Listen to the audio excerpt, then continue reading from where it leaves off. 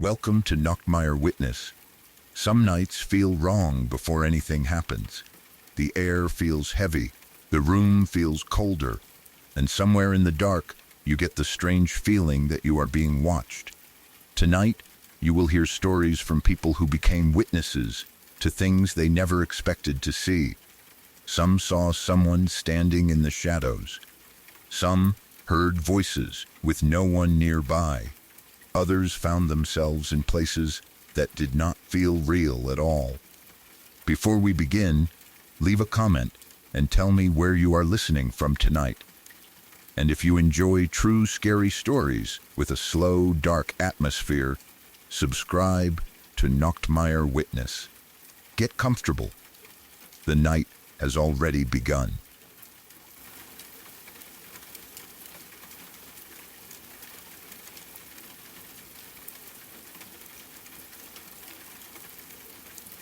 Sylvia Likens is one of those names that still makes me feel sick when I see it.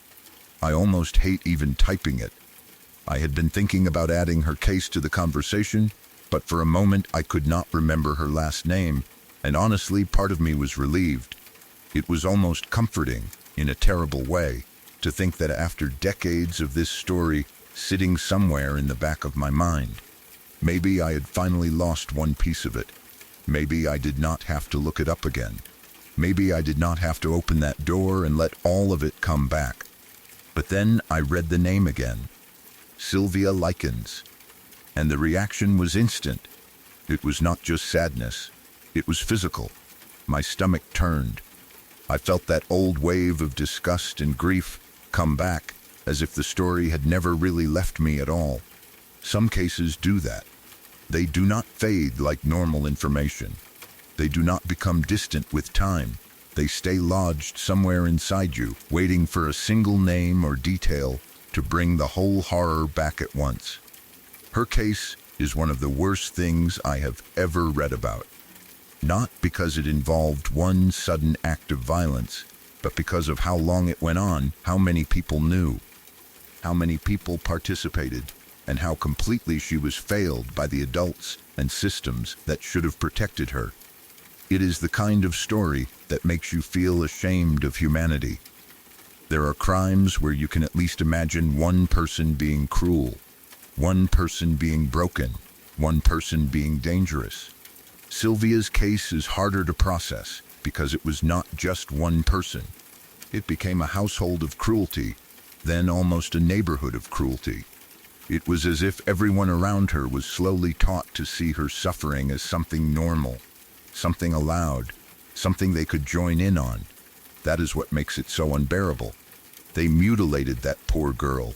They degraded her, hurt her, and treated her like she was not a child, with a mind, a body, a future, and a family. She was a teenage girl who had been placed in someone else's care, and that person should have protected her. Instead, the home became a place of punishment, humiliation, and abuse. The caregiver was not just someone who failed to stop it. She encouraged it. She made it worse. She involved her own children, and then other children from the neighborhood came around too. That detail has always stayed with me in the most disturbing way. It was not hidden from everyone. It was not one person doing horrible things in total secrecy. Other people knew enough. Other people saw enough. Other people joined in. And Sylvia's sister was there too, caught in the same terrible environment and used as part of the control. That is another layer of cruelty that is hard to sit with. Sylvia was not only being hurt physically and emotionally. Her sister was also used as a coercive threat, a way to make Sylvia endure more, stay quiet, or feel even more trapped. It shows how abuse does not only target one person's body, it targets every bond around them. It takes love, fear, loyalty, and helplessness and twists them into tools. That is part of what makes the case so sickening. The people hurting Sylvia understood enough to know how to make the fear deeper. The fact that neighborhood kids participated is one of the parts that makes my brain almost reject the whole story. Children and teenagers from nearby came around and joined in. They were not all trapped in that house in the same way. Some could leave. Some could go home. Some could have told someone. Some did tell pieces of it, or enough adults became aware that there were chances for intervention. And still, Sylvia remained in that house. That is what makes the story feel like more than a crime. It feels like a total collapse of responsibility. Even the police came to the house. That detail is almost too much. It means the outside world did brush against what was happening. There were moments where someone with authority came close enough that things could have changed. Sylvia could have been removed. Questions could have been asked with more seriousness. Adults could have chosen caution and protection instead of accepting whatever explanation was given. But somehow, the help that should have saved her did not arrive in time. That knowledge makes the case even more haunting, because it was not hidden in some unreachable place. It happened in a normal community, inside a normal-looking home, with other children nearby and adults close enough to notice. The lack of real punishment is another part that makes the whole thing feel impossible to accept. It is not only what happened to Sylvia, although that alone is beyond horrific. It is what happened afterward.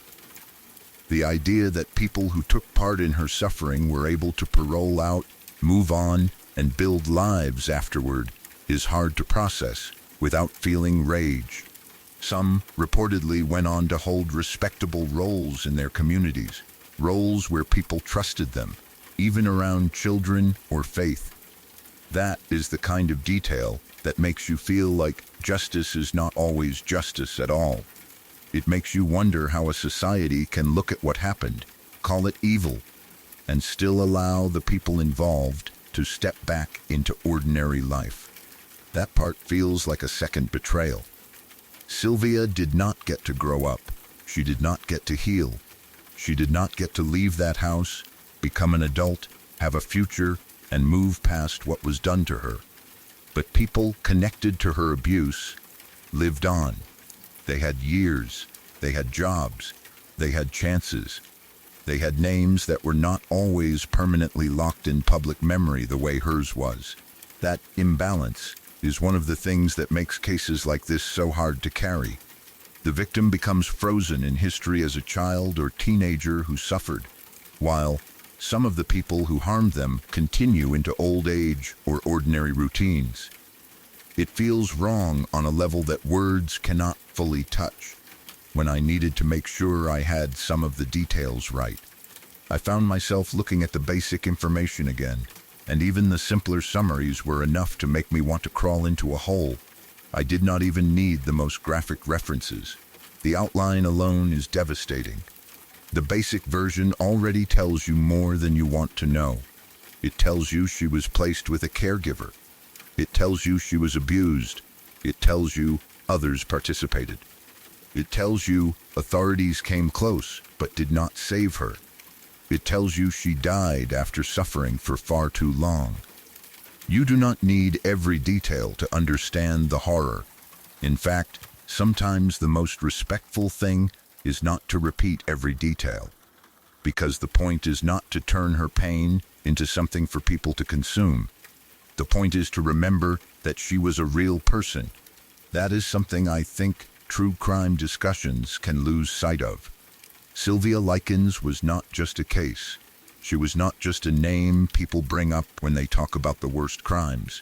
She was a girl, a child, really, though old enough to understand fear and humiliation in a way that makes it even more painful to imagine. She had a sister. She had parents who trusted another adult with her care. She had a life before that house. She had thoughts, hopes, small routines, and a future that should have stretched far beyond what happened to her. Every time her name is spoken, there should be some awareness that the facts are not just facts. They belong to a human being who suffered, and that is why the case makes people sick. It is not just the violence. It is the betrayal. The caregiver betrayed her.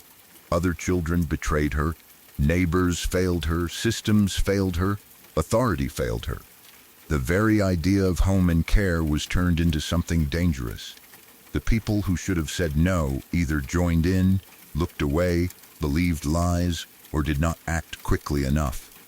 That chain of failure is almost as horrifying as the abuse itself, because it shows that evil does not always need a locked basement or total secrecy. Sometimes it survives because people minimize things. They accept explanations. They do not want to get involved. They assume someone else will handle it. They decide a child's suffering is not urgent enough until it is too late. That is the part that keeps echoing. Too late. Everything about Sylvia's story feels like it should have been stopped earlier. Someone should have listened sooner. Someone should have looked closer. Someone should have taken her out of that house. Someone should have recognized that what was happening was not discipline, not family conflict, not teenage trouble, not anything ordinary. It was abuse. It was torture. It was a child being destroyed while people around her either took part or failed to protect her. And then, after all of that, the punishment did not feel equal to the crime. Maybe nothing could ever feel equal. That is part of the problem with crimes this severe. No sentence can bring the victim back. No court decision can give Sylvia her life. But when people who participated are able to move on, when they are paroled, when they find roles in normal society, when their names do not carry the same weight as hers, it feels unbearable. It feels like the world asked Sylvia to pay everything, while the people who hurt her paid only a portion of what they owed. I understand why someone would need to step away after reading about it. I understand wanting to go look at pictures of animals, drink something strong, and try to recover emotionally. Some stories are not things you can just read and then continue your day like nothing happened. They leave residue. They make the room feel different. They make you lose faith in people for a while. You need something gentle afterward, something innocent and safe, because the mind cannot sit inside that level of cruelty for too long without needing air. I think that is why names like Sylvia Likens stay with people for decades. It is not morbid curiosity. It is trauma by knowledge. Once you know what happened, you cannot unknow it. You can avoid the details. You can refuse to look it up again. You can forget the last name for a while and feel relieved that the memory has blurred. But the moment the name comes back, the whole emotional weight returns. It is like your brain saved a warning label on the case, "Do not open unless you are ready to feel sick again." And maybe feeling sick is the right response. Some stories should make people sick. Some stories should make people angry. Some stories should make people unable to calmly shrug and move on. If Sylvia's case did not disturb someone, that would be more worrying. The horror of it demands a reaction, because it represents the complete opposite of what should happen to a child placed in someone's care. It is one of those cases that forces you to confront how ordinary people can become part of extraordinary cruelty when a leader in the household gives permission and others follow. That dynamic is one of the most terrifying things about it. The caregiver set the tone. Her children followed. Neighborhood children joined. The abuse became social, almost normalized within that small circle. That shows something deeply ugly about human behavior. Cruelty can spread when people are rewarded for it, when victims are dehumanized, and when no one powerful enough steps in to stop it. Sylvia was not only physically trapped, she was socially trapped inside a group that had decided she was a target. And she was young. That fact should never be softened. She was a young girl, and she deserved protection. She deserved someone to believe her. She deserved someone to see through excuses. She deserved to survive. She deserved a life beyond being remembered for what was done to her. I think that is the hardest part of discussing cases like this. You want to honor the victim, but the only reason the public knows her name is because of the worst thing that happened to her. That feels unfair. Sylvia should be remembered as more than her suffering, but the suffering is what people know. Maybe the best anyone can do is speak about her with respect. Refuse to turn her pain into entertainment, and remember the larger lesson. Children need to be protected.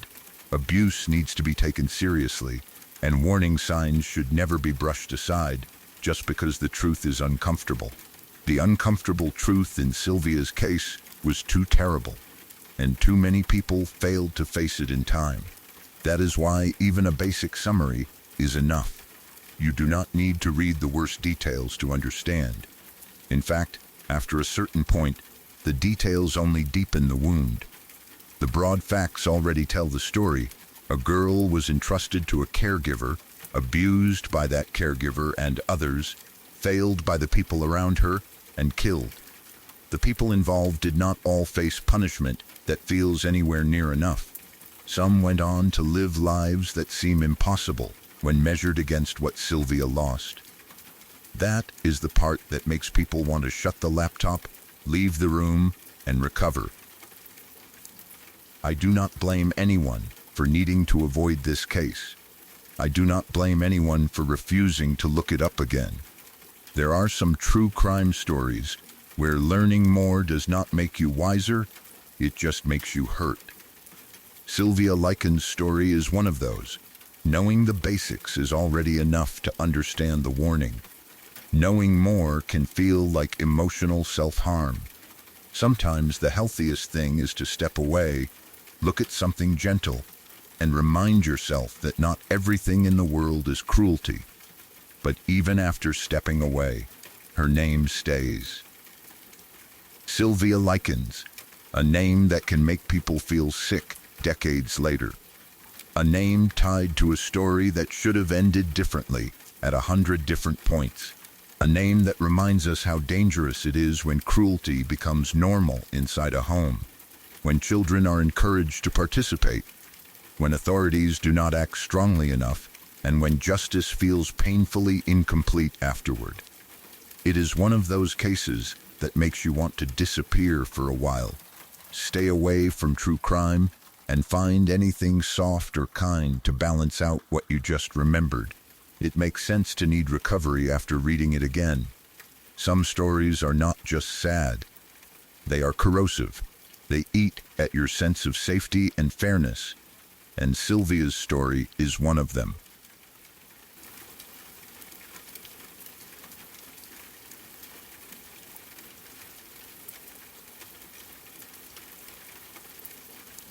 Before my dad died, he told me a story from his time in Vietnam in the 1960s.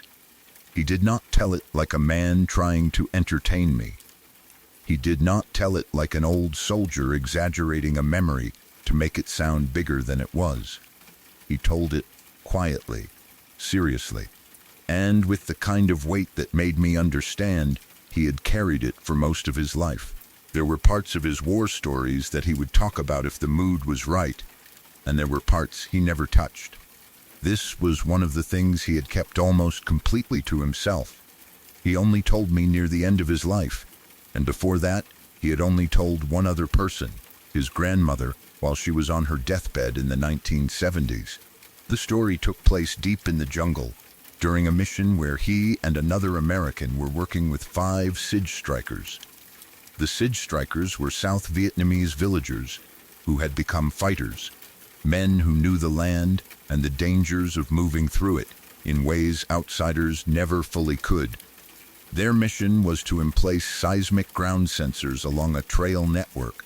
These were the kinds of trails used for movement through the jungle, the kind of places where soldiers might pass without ever being seen from the air. The mission was dangerous because they were operating quietly, deep in enemy territory, where one mistake could bring an entire force down on them. My dad said they were about 2 days into the mission when he and 2 of the strikers split away from the main group. The rest of the patrol continued with their work, while my dad and the 2 men with him moved off to watch a nearby trail intersection. It was the kind of place where movement could matter. A crossing point.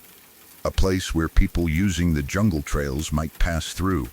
Their job was to observe, stay hidden, and figure out whether the area was safe enough to keep moving through or whether they needed to pull back. He said the jungle was quiet that day, but not silent.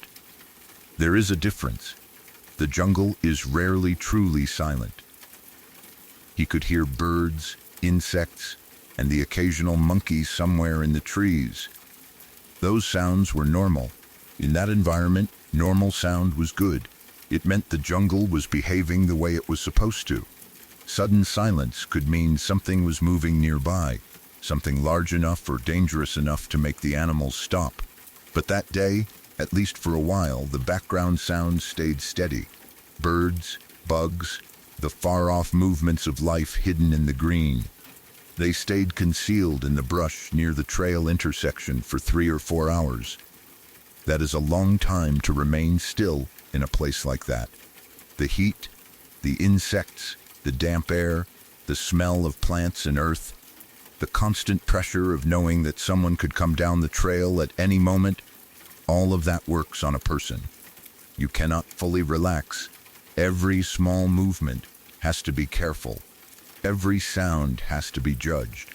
Your body wants to shift, stretch, scratch, breathe louder than you should, but you force it not to. You wait and watch until time starts to feel strange. After several hours, my dad and the 2 strikers began deciding what to do next. They had to choose whether to move farther down the trail or turn back and link up with the rest of the patrol. There was always risk either way. Moving forward might bring useful information, but it might also lead them deeper into danger. Turning back might be safer, but in the jungle, even retreating was not simple. Every movement could expose them. Every crossing of a trail could be the moment someone saw them.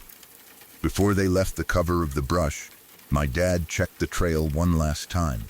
That was the careful thing to do. You do not step into the open without looking again. The intersection had been quiet for hours, but quiet did not mean safe. So he looked ahead, prepared his men to move, and started to step out toward the trail. That was when he saw him. Lying alongside the trail, just short of the intersection, was a light-skinned black Union cavalry soldier in full battle gear. My dad said that part with complete seriousness. He did not say he saw a shape that looked like a soldier. He did not say he saw a shadow or a flash of movement that his mind later turned into something else. He said he saw a Union cavalry soldier, a man dressed as if he had stepped out of the American Civil War and somehow appeared in the jungle of Vietnam. The soldier was lying there near the trail, close enough for my dad to see details that made no sense in that place or time. He had 2 pistols. He had a Spencer rifle. He had a short curved club at his hip. My dad knew weapons. He knew what he was looking at. This was not some vague image. The details were clear. The uniform, the equipment, the weapons, the posture. Everything about the man belonged to another century and another war. A Union cavalry soldier had no reason to be in Vietnam in the 1960s, lying beside a jungle trail while my dad and 2 South Vietnamese strikers prepared to move. For a moment, my dad tried to process what he was seeing. I imagine that moment was almost impossible for him. He was in a combat zone, already under the pressure of a dangerous mission. His mind was trained to read threats quickly, not to stop and wonder about ghosts. A man appearing beside a trail could be an enemy, a trap, a hallucination, or a sign that something was terribly wrong. But what he saw did not fit any normal answer.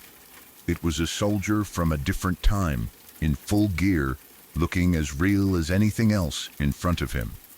Then the soldier looked directly at him and smiled. That smile was not the end of it.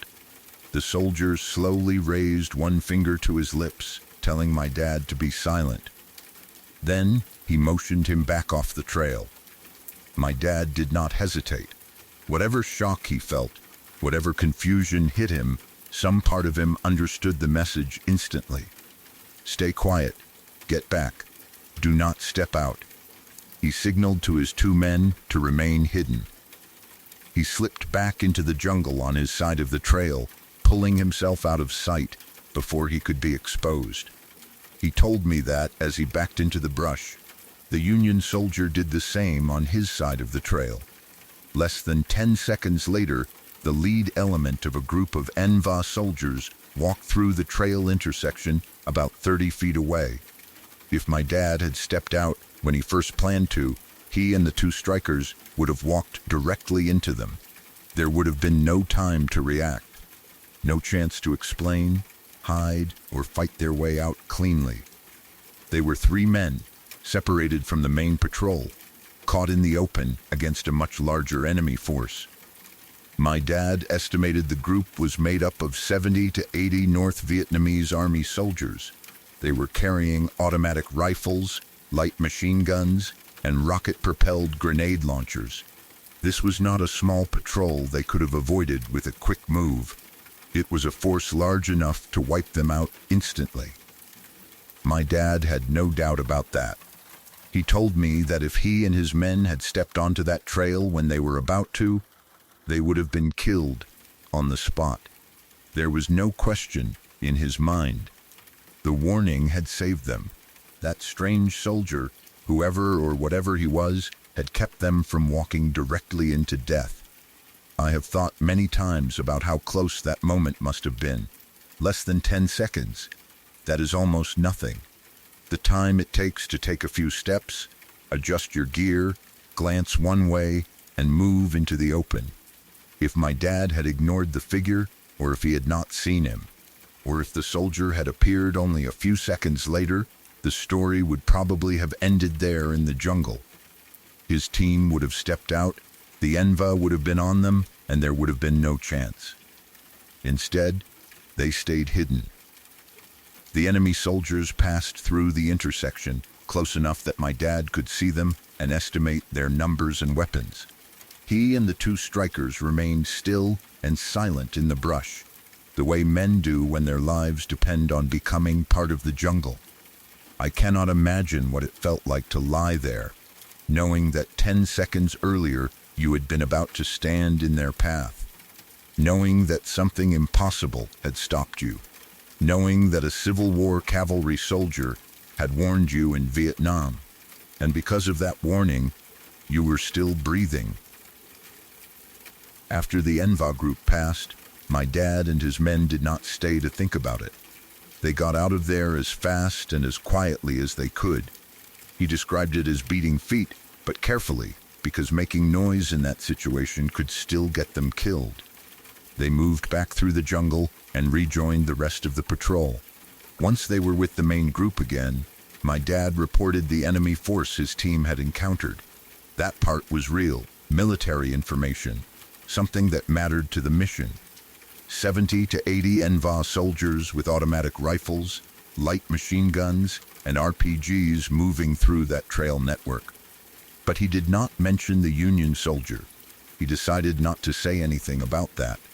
I understand why. How do you report something like that? How does a soldier in Vietnam tell his team or command that a Union cavalryman from the Civil War appeared beside a jungle trail, smiled at him, warned him to be quiet, and saved his life?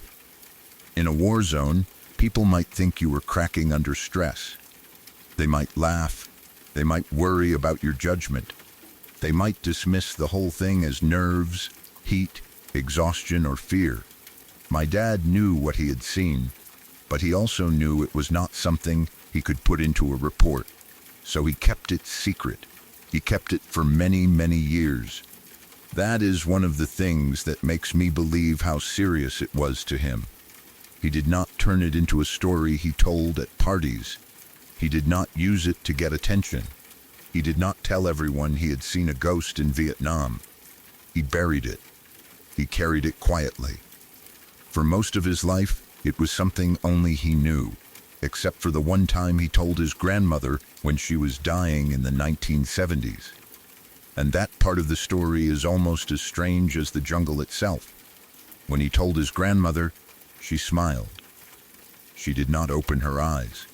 She simply smiled and said, "You saw Old Red Tom. Old Red Tom." Red Tom was my great-great-grandfather. He was a half-black, half-Creek freeman who had served as a scout for the Union Army during the Civil War. Later, he served with the U.S. Cavalry in the American West.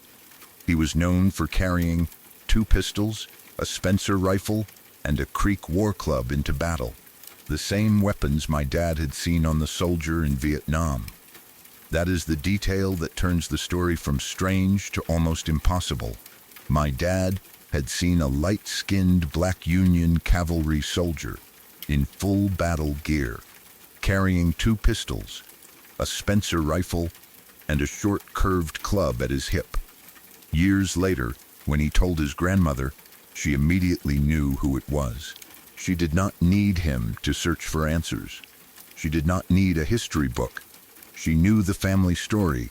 She knew Red Tom. And the details matched. To me, that changes everything. It was not just a random apparition dressed like a Union soldier. It was not just some image my dad's mind created from history. It was someone from his own bloodline. Someone who had been a scout and cavalryman. Someone who had lived through war and danger long before my dad was ever born. Someone known for carrying exactly the kind of weapons my dad described. Someone who, if the story is true, appeared in a different jungle, in a different war, at the exact moment his descendant needed warning. I have tried to imagine what Red Tom must have looked like to my dad in that moment. Lying low beside the trail, fully aware of what was coming, not panicked, not frantic, calm enough to smile, calm enough to raise a finger to his lips and motion him back. A scout would understand ambush, silence, and movement. A scout would know when to stay hidden. A scout would know how to warn someone without making a sound. In that sense, the way he appeared was not random at all. He acted like exactly what he had been, a man who knew how to survive near enemy movement. That is one of the most powerful parts of the story for me. If a family protector were going to appear to my dad in that moment, Red Tom makes sense. He was not just an ancestor. He was a soldier, a scout, a man of war and wilderness. He knew danger. He knew trails. He knew the meaning of a wrong step at the wrong time. In Vietnam, my dad was doing something that Red Tom would have understood in his bones, moving quietly through hostile land, watching trails, trying not to be seen before seeing the enemy. Maybe that is why he came. I do not know what I believe about ghosts, spirits, or ancestors crossing time and place, but I know my dad believed what he saw, or at least, he never treated it like a joke. He told it with absolute seriousness. He kept it private for decades. He only trusted it to his grandmother at the edge of death, and to me before his own. That gives the story a weight I cannot easily dismiss. There is also the timing. A strange figure appearing in the jungle would be one thing. A strange figure appearing less than 10 seconds before 70 to 80 enemy soldiers crossed the trail is something else. If my dad had seen the soldier hours earlier, maybe it would feel like a strange hallucination or stress reaction. If he had seen him after the danger passed, maybe it would feel symbolic. But he saw him at the exact moment he was about to expose himself and his men. The warning had a direct purpose, and the danger proved the warning immediately. That kind of timing is hard to explain away. My dad and his 2 strikers were alive because they stayed hidden. They stayed hidden because the soldier told him to. The soldier, according to my dad's grandmother, was Old Red Tom, a man from the Civil War saving his descendant in Vietnam. There is something almost too beautiful and too haunting about that. It is terrifying because it happened in a war zone where the stakes were life and death. It is eerie because the figure did not belong there. It is moving because if it was truly Red Tom, then the story suggests that family can reach across generations in ways we do not understand. It also feels deeply old, like something tied not only to one battlefield, but to a long line of people who survived danger before passing life down to the next generation. My dad could have died in that jungle. If he had, I would not be here telling the story the way he told it to me. That is the part that hits hardest. This was not just a spooky thing he saw. It was a moment that may have changed whether our family continued in the way it did. A few seconds, a silent warning, and a man stepping back into the brush. I think about the two strikers with him too. They may never have known what saved them. They only saw my dad's signal to stay hidden. Maybe they thought he had heard something, sensed something, or spotted movement. Maybe they never asked. Maybe they were simply grateful they did not step into the open. They were saved too, by a warning meant for my dad but followed by all three. Whatever Red Tom was, if that was truly him, he protected more than one life that day. I also think about my dad deciding not to report it. That silence feels important. He reported the enemy movement because that was his duty, but the soldier remained outside the official record. Maybe that is where a story like this belongs. Not in a military report, but in a family line, passed carefully, quietly, from a father to a child. Not told for proof, not told for attention, but told because the person carrying it is near the end and does not want it to disappear with him. That is what he did. He gave me the story before he passed. And now, when I think about it, I do not only picture Vietnam. I picture 3 different times layered together. I picture Red Tom in the Civil War, a half-black, half-Creek freeman serving as a Union scout, carrying 2 pistols, a Spencer rifle, and a Creek war club. I picture him later with the U.S. cavalry in the American West. I picture my dad in Vietnam, deep in the jungle in the 1960s, watching a trail intersection with 2 Sig strikers. And I picture those moments somehow touching. One soldier from the past warning another soldier in the present. The jungle was quiet that day, my dad said. Birds, bugs, the occasional monkey. Then a man from another war appeared beside the trail and told him without words to stay hidden. Seconds later, the enemy came through. That is the whole story in its simplest form. But it feels much bigger than that. It feels like a family secret, a war story, a ghost story, a survival story, an ancestor story, all of those at once. I do not know what my dad saw in the way someone could prove to another person. There were no photographs, no official report, no witness who later described the Union soldier. There was only my dad's memory, his seriousness, his grandmother's recognition, and the details that matched Red Tom exactly. But sometimes, that is how the strongest family stories survive. Not through evidence, but through the way they are told by someone who has no reason to lie and every reason to stay quiet. My dad stayed quiet for years. Then he told me, and the part I cannot let go of is the smile. The soldier looked at him and smiled before warning him back. That smile feels like recognition, not fear, not shock.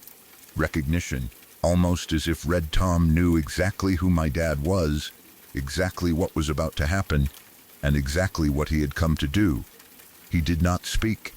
He did not need to. A finger to the lips. A motion back off the trail. That was enough. Less than 10 seconds later, my dad understood. The enemy moved through the intersection, close enough to kill them all if they had stepped out. My dad and his men survived. The mission continued. The official story remained only that they had encountered a large Enva force. The unofficial story is that old Red Tom was there, a Union Army scout, a cavalryman, a family ancestor, appearing in a Vietnam jungle with his old weapons at his side, silently saving his descendant from walking into death. My dad never could explain it, neither can I, but I know he believed it. And after hearing how his grandmother smiled and named the man without hesitation, I cannot forget it.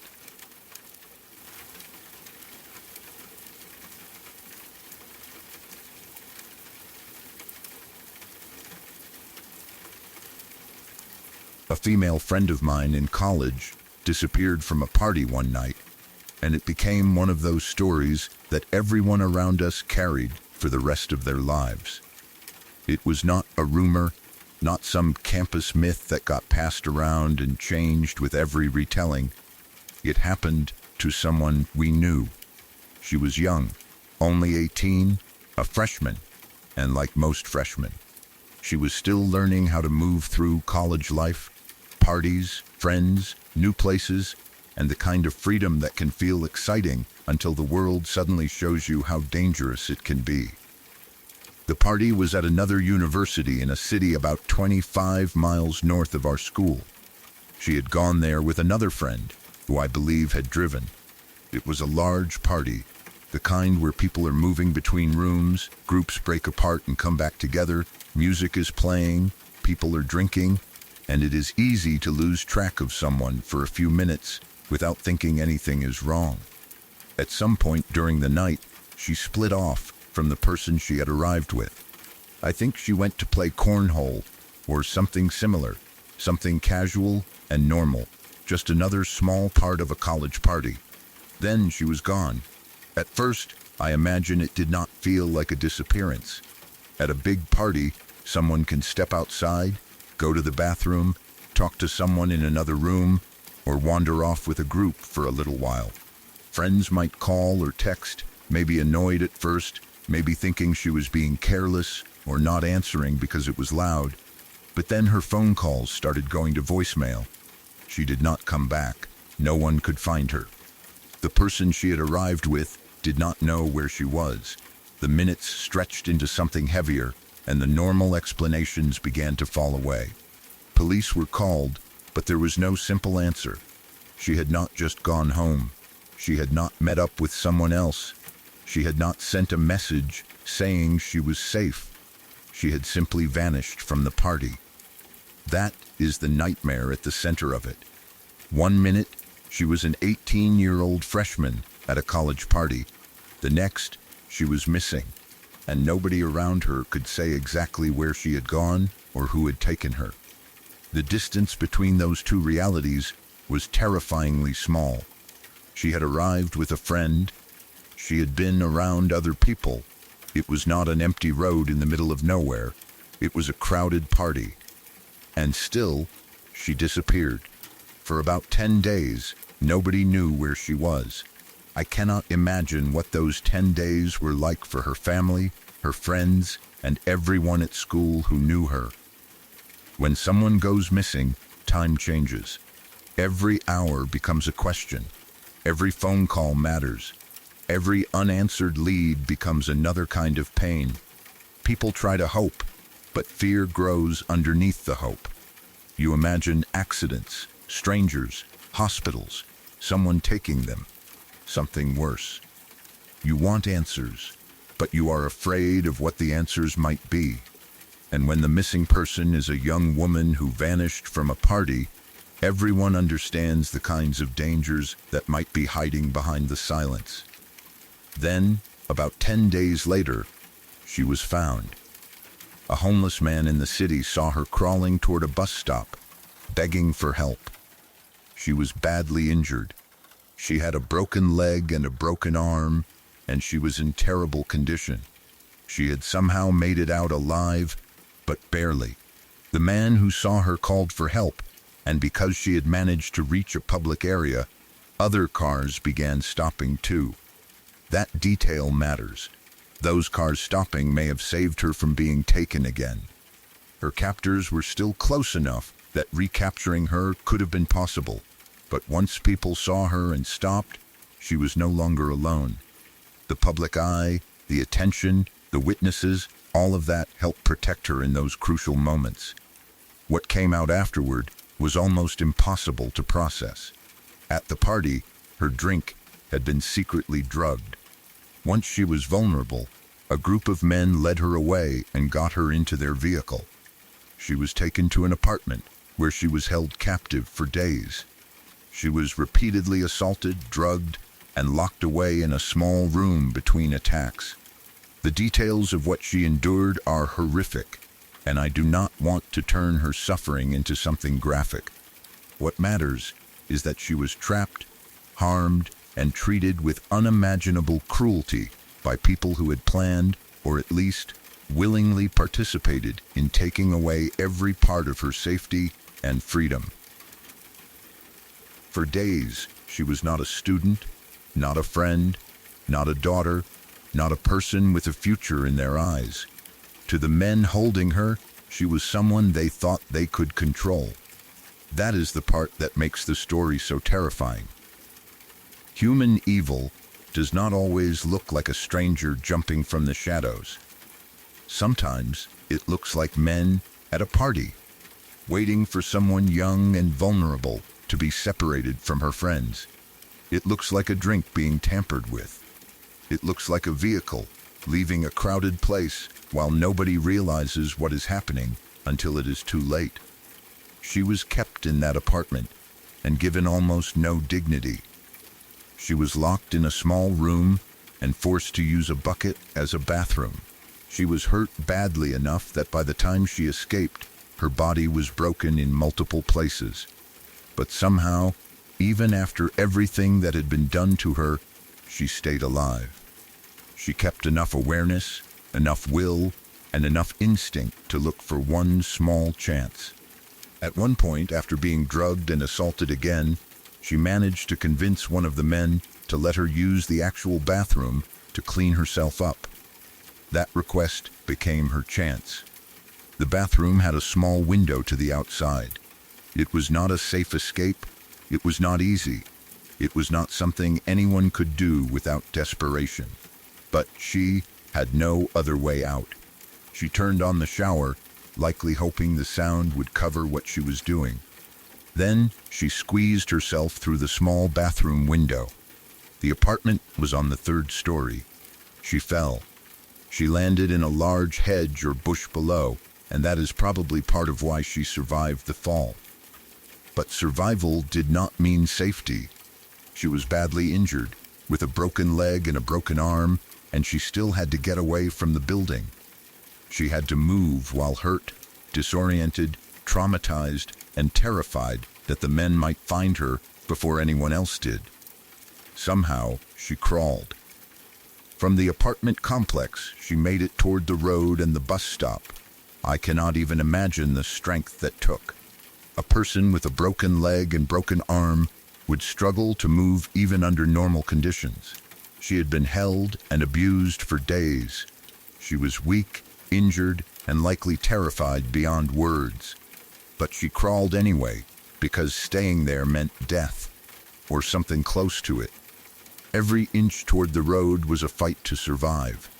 That is where the homeless man saw her. He saw a young woman crawling, begging for help, and he did the thing that mattered most in that moment. He called the police.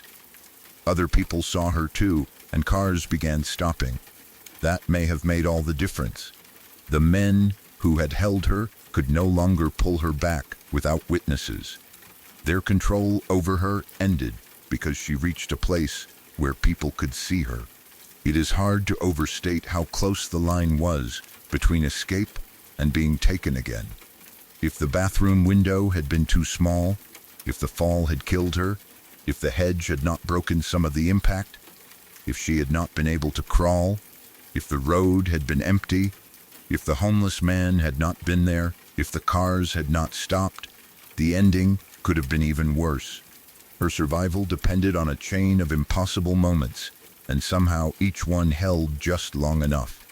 The police were eventually able to locate the apartment she had escaped from using surveillance footage. 3 men were later arrested. That does not undo what happened, but it matters that they were found. It matters that her escape led investigators back to the place where she had been held. It matters that the men did not simply disappear into the city without consequence. But the consequences for her lasted long after the arrests. She returned to our university almost 2 years later. That fact alone says something about her strength. Many people would never have been able to come back to the same general world after something like that.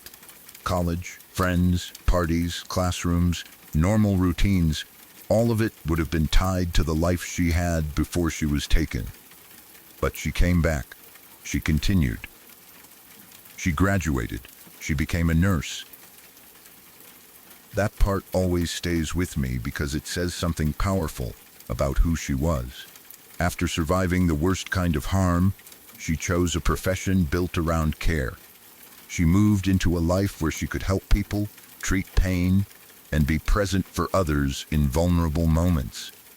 That does not make what happened to her worth it, because nothing could ever make that worth it. But it does show that the men who hurt her did not get to define the rest of her life. They damaged her. They traumatized her. But they did not erase her. She was obviously never the same. How could she be? She never partied again. She carried a gun everywhere she legally could. She moved through the world with a different level of awareness, one that had been forced onto her in the cruelest way. People sometimes say survivors move on, but that phrase can sound too simple. Moving on does not mean forgetting. It does not mean becoming the person you were before. It means continuing to live with the knowledge of what happened. Finding ways to function, protect yourself, and build something beyond the trauma. She somehow did that. But none of us forgot. For those of us who knew the story, it changed something. College parties no longer felt harmless in the same way. A friend splitting off from a group no longer seemed like a small thing. A phone going to voicemail no longer felt like an annoyance. It made everyone understand, in a way we wished we never had to, that danger can hide inside normal settings. A large party full of people can still become the place where someone disappears. A group of men can still move someone out of a crowded space if everyone assumes someone else knows where she went. A drink can be enough to change the course of a life. That is one of the most terrifying parts of her story. She did not do anything extraordinary to put herself in danger. She was not reckless in some dramatic way. She was an 18-year-old freshman at a party. She separated from a friend for what probably felt like a few normal minutes. That was all it took for the wrong people to take advantage of her. It is horrifying because it could have been almost anyone in that situation. People like to think there are clear rules that keep you safe. Do not go to dangerous places. Do not talk to strangers. Do not walk alone at night. Do not do this, do not do that. But real danger is not always that neat. She was around other people. She had gone with someone. She was at a party, not wandering alone down an empty highway. And still, a group of men found a way to take her. That is what makes the story feel so deeply unsettling. It exposes how fragile safety can be when people with bad intentions are watching. I think about her friend, too, the one she arrived with. I do not know what that person carried afterward, but I imagine the guilt must have been terrible, even though blame belongs only to the men who took her. When someone disappears from a party, everyone who is near them replays the night. When was the last time I saw her? Should I have gone with her? Should I have noticed sooner? Should I have called sooner? Those questions are brutal, and they can haunt people who did not cause the harm at all. But the truth is, predators rely on ordinary moments. They rely on confusion, noise, crowds, assumptions, and the fact that friends cannot always keep eyes on each other every second. The responsibility is on the people who drugged and abducted her, not on anyone else. Still, trauma spreads outward. Her family suffered. Her friends suffered. The campus felt it. Everyone who heard what happened carried some piece of fear from it. The homeless man who found her deserves to be remembered too. In that moment, he may have been the first safe person she reached after days of horror. He saw her when she needed to be seen. He called for help. Society often ignores homeless people. But in this story, a homeless man became one of the most important people in her survival. He was there. He acted. He made the call. That matters. The cars that stopped matter too. Sometimes people keep driving when something looks strange or frightening. In her case, people stopped, and their stopping created a barrier between her and the men who might have tried to retrieve her. A person in danger does not only need one hero. Sometimes they need a crowd. They need witnesses. They need enough people to make it impossible for the abusers to keep control. That is what happened at that bus stop. It is hard to think about what she must have felt when those first people stopped. Relief, fear, pain, disbelief, maybe all of it at once. After days of being trapped, every stranger must have looked both terrifying and hopeful. She had to trust that someone would help her, because she had no other option. She had fought her way out of the apartment, survived a fall, crawled to the road, and now she needed the world to finally respond. This story has always felt like a nightmare, with a narrow escape at the end, but not a happy ending in the simple sense. She survived, and that is everything. She came back. She graduated. She became a nurse. Those things are incredible, but survival did not erase what was done. It did not return the 2 years she lost. It did not give her back the version of college life she might have had. It did not make her feel safe in the world again. Her life continued, but it continued with scars no one else could fully understand. That is why none of us ever forgot it. It became one of those stories that people tell in a lowered voice, not because they want to be dramatic, but because the weight of it demands respect. It was not entertainment. It was a warning. It was grief. It was anger. It was relief that she lived, mixed with horror that she had to survive anything like that in the first place. She was 18. That detail never stops hurting. 18 is old enough to be in college, old enough to go to a party, old enough to believe you are stepping into adulthood, but still so young. Young enough that the world should have felt open. Young enough that a night out with friends should not have become a fight for survival. She was at the beginning of her adult life, and a group of men tried to destroy it. But they did not get all of it. They took things from her that no one had the right to take, but they did not take her future completely. She returned, even if it took almost 2 years. She finished school. She chose a path that helped others. She lived. That does not soften the crime, but it honors her strength. Surviving is not small. Coming back after something like that is not small. Building a life afterward is not small. I still think about how quickly the night changed. A party, a game outside or nearby, a friend separating for a few minutes, a phone going to voicemail, police calls, 10 days of not knowing, then a bus stop, a stranger calling for help, and the truth coming out piece by piece. It feels unreal, but that is often how real horror works. It does not announce itself as horror at the beginning. It begins inside something normal, and then it tears everything open. Her story is terrifying because it is human. There is no ghost, no monster in the supernatural sense, no unexplained sound in the dark. There are only people who chose to harm someone, and one young woman who somehow found the strength to escape them. That is scarier than fiction in many ways. Fiction usually gives you a reason, a pattern, a rule. Real human cruelty often does not. Sometimes the reason is only opportunity, entitlement, and evil. She was in the wrong place at the wrong time, surrounded by the wrong people, and somehow, after everything, she made it to that bus stop. That is the image I always come back to. Not the apartment, not the party, not the men.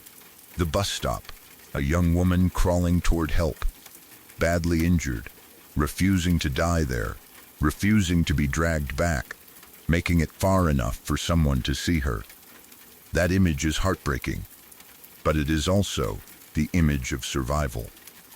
It is the moment she came back into the world. A homeless man saw her, cars stopped, police were called, and she was finally out. None of us who knew about it ever forgot. How could we?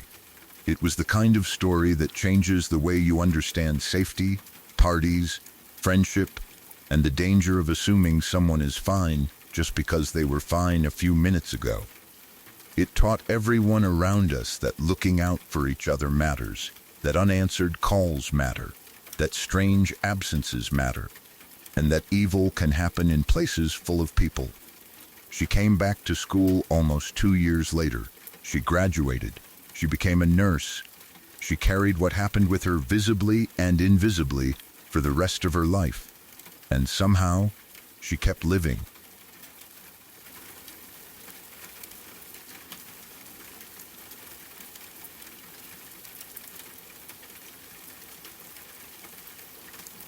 Before the next witness tells their story, take a moment to subscribe to Nachtmayer Witness. This channel is for the late hours, when sleep is close, but the mind is still awake enough to notice every sound in the room. New true stories arrive here for anyone drawn to strange encounters, uneasy memories, and nights that never felt normal again. Leave a like if the stories have pulled you in so far. Now, let's return to the darkness.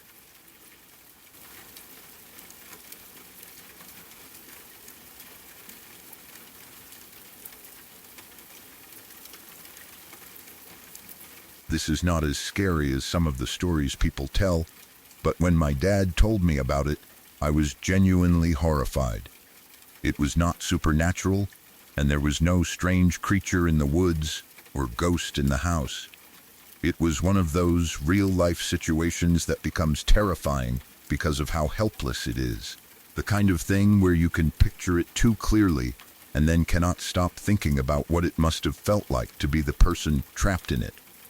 Sometimes the scariest stories are not about something chasing you. Sometimes they are about being stuck somewhere, hurt, alone, and unable to call for help, because the help itself might make everything worse. In my hometown, there are some very large houses out in the woods. They are the kind of houses that sit back from the road, surrounded by trees, with long private driveways and gates at the entrance. They do not feel like normal neighborhood houses where someone might hear you if you shouted. They are spread out, quiet and private. That privacy is probably part of why people like living there, but it can also become a problem if something goes wrong. If you are hurt out there at night, there may not be anyone close enough to notice. The woods can make even a big, expensive home feel isolated. One of the people who owned one of those houses went out drinking with his buddies one night. From what my dad told me, it was just a normal night out at first. He had been drinking, having fun, and eventually came home late. His house had a gated entrance, and when he got back, he realized he had forgotten the key to the gate. That sounds like the kind of annoying mistake that happens when someone is tired, drunk, and just wants to get inside. If he had been sober, maybe he would have handled it differently. Maybe he would have called his wife right away, or called someone else, or waited, or found a safer way in.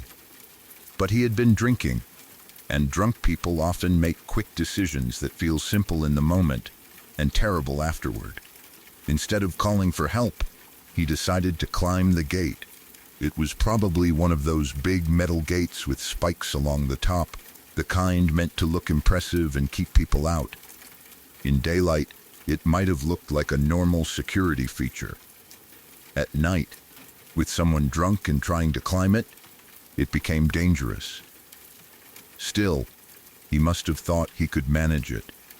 Maybe he had climbed things before. Maybe he thought it was only a short climb. Maybe he told himself he would be over it in a few seconds, walk up to the house and everything would be fine. When you are close to home, it is easy to underestimate danger. You think, I am right here, I just need to get past this one thing. But while he was climbing, he slipped. Because he was drunk, his balance was probably off, and the gate was not made to be climbed safely. When he slipped, his leg came down onto one of the spikes. The spike went through his leg, and he ended up hanging there on his own gate in the dark. Just like that, a stupid inconvenience turned into a nightmare. He was no longer a man who had forgotten his gate key. He was trapped, injured, and suspended on a metal spike outside his own home. The worst part was that he was still conscious enough to understand exactly how bad the situation was. He was hanging there, but he was too afraid to call for his wife. At first, that might sound strange. Most people would think calling for help would be the obvious thing to do. His wife was inside the house. She could help him. She could call emergency services. She could open the gate, and he could get down. But that was exactly the problem. The gate was automatic, and it did not swing open like a normal door. It slid sideways. He knew that if his wife woke up, heard him calling, and tried to help in the most obvious way, she might press the button to open the gate from inside the house. If she did that, the sliding gate could move while his leg was caught on the spike. He believed it could tear his leg apart or possibly rip it off. So, he stayed quiet. That is the part that makes the story so awful to imagine. He was close enough to his own house that his wife was inside. Help was near, but not safely near. He could call out, but if she did not understand the situation before opening the gate, the rescue could become worse than the injury. He had to choose between screaming for help and risking that she would do the wrong thing, or staying silent and hanging there until someone found him in the morning. He chose silence. I cannot imagine how long that night must have felt. Time already moves slowly when you are in pain or afraid, but hanging from a gate in the dark, injured and unable to move, must have made every minute feel endless. He was outside his own property, close to safety but unable to reach it. The house was right there, but it might as well have been miles away. The gate that was supposed to protect the property had turned into a trap. He must have been cold, exhausted, and terrified. If it was late at night after drinking, he may have sobered up fast from the pain and panic. There is nothing like sudden danger to clear the mind, and once the alcohol's confidence wore off, he was left with the reality of what had happened. His leg was caught. He could not climb down. He could not pull himself free. He could not safely open the gate. He could not risk waking his wife unless he could somehow make her understand not to press the button. And in the middle of the night, from outside, injured and hanging there, maybe he did not trust that he could explain it clearly before she acted. Every sound from the house must have mattered. Maybe he watched the windows, hoping for a light to come on, but also dreading it. Maybe he listened for movement inside. Maybe he thought about shouting, then stopped himself each time, because he pictured the gate sliding and making everything worse. That is a horrible kind of fear. Not only fear of being hurt, but fear of being rescued the wrong way. The woods around the house would have made it even more isolating. In a normal neighborhood, someone might walk by, hear a noise, or notice a man hanging from a gate. But in a wooded area with big houses set far apart, there may have been no one, no traffic, no neighbors close enough, no one outside to see him. The whole place was built for privacy, and that privacy trapped him in silence. He stayed there the entire night. That sentence is hard to sit with. Not 10 minutes, not half an hour, the entire night. He hung from his own gate in pain and fear until morning came. At some point, the darkness must have changed to early gray light. The long hours must have passed one by one. Maybe he lost track of time. Maybe he fought to stay awake. Maybe he worried about passing out. Maybe he felt the pain come in waves.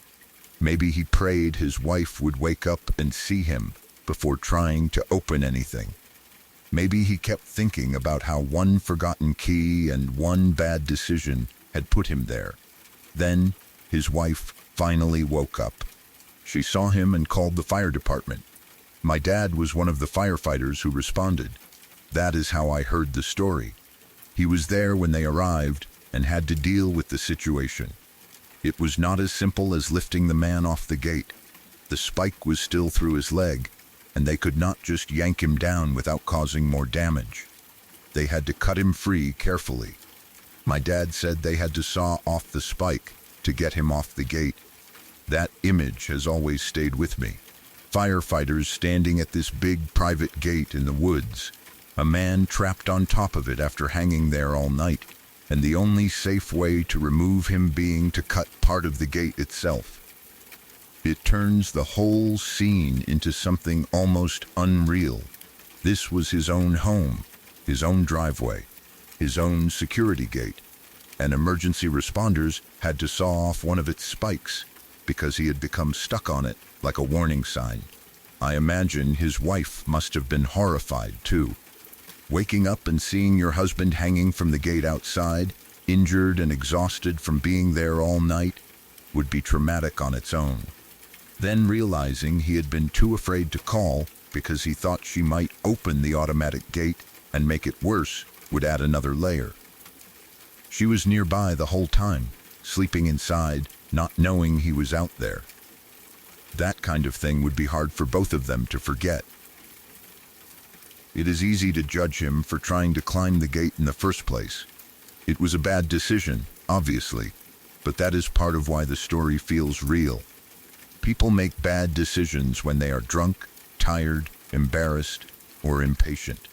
He probably did not want to wake his wife. He probably did not want to admit he forgot the key. He probably thought climbing the gate would be quick and harmless. Most disasters like this do not start with someone thinking they are about to ruin their life. They start with someone thinking, this will only take a second. Then, the second goes wrong. What scares me is how fast control disappeared. He went from being outside his gate to being physically trapped on it with almost no safe option. Once he slipped, he could not undo it. He could not step back and choose the smarter thing. He could not go back to the moment before he climbed. He was stuck with the consequences, hanging there while the night stretched on around him. The automatic gate detail is what makes the story different from a simple injury. If it had been a normal gate, he probably would have screamed for help right away. His wife could have come out, called emergency services, and the whole ordeal might have been over much sooner. But because it was a sliding automatic gate, he had to think about what would happen if she opened it without knowing. That turned his own fear into silence. The design of the gate became part of the trap. Just imagine being there. Your house is close enough that you can see it. Your wife is inside. You know help is only a shout away, but you are afraid the first thing she will do is press the gate button. You are hurt badly enough that you cannot climb down, but aware enough to understand the danger of moving the gate. The longer you wait, the worse the pain and exhaustion get, but calling out still feels risky.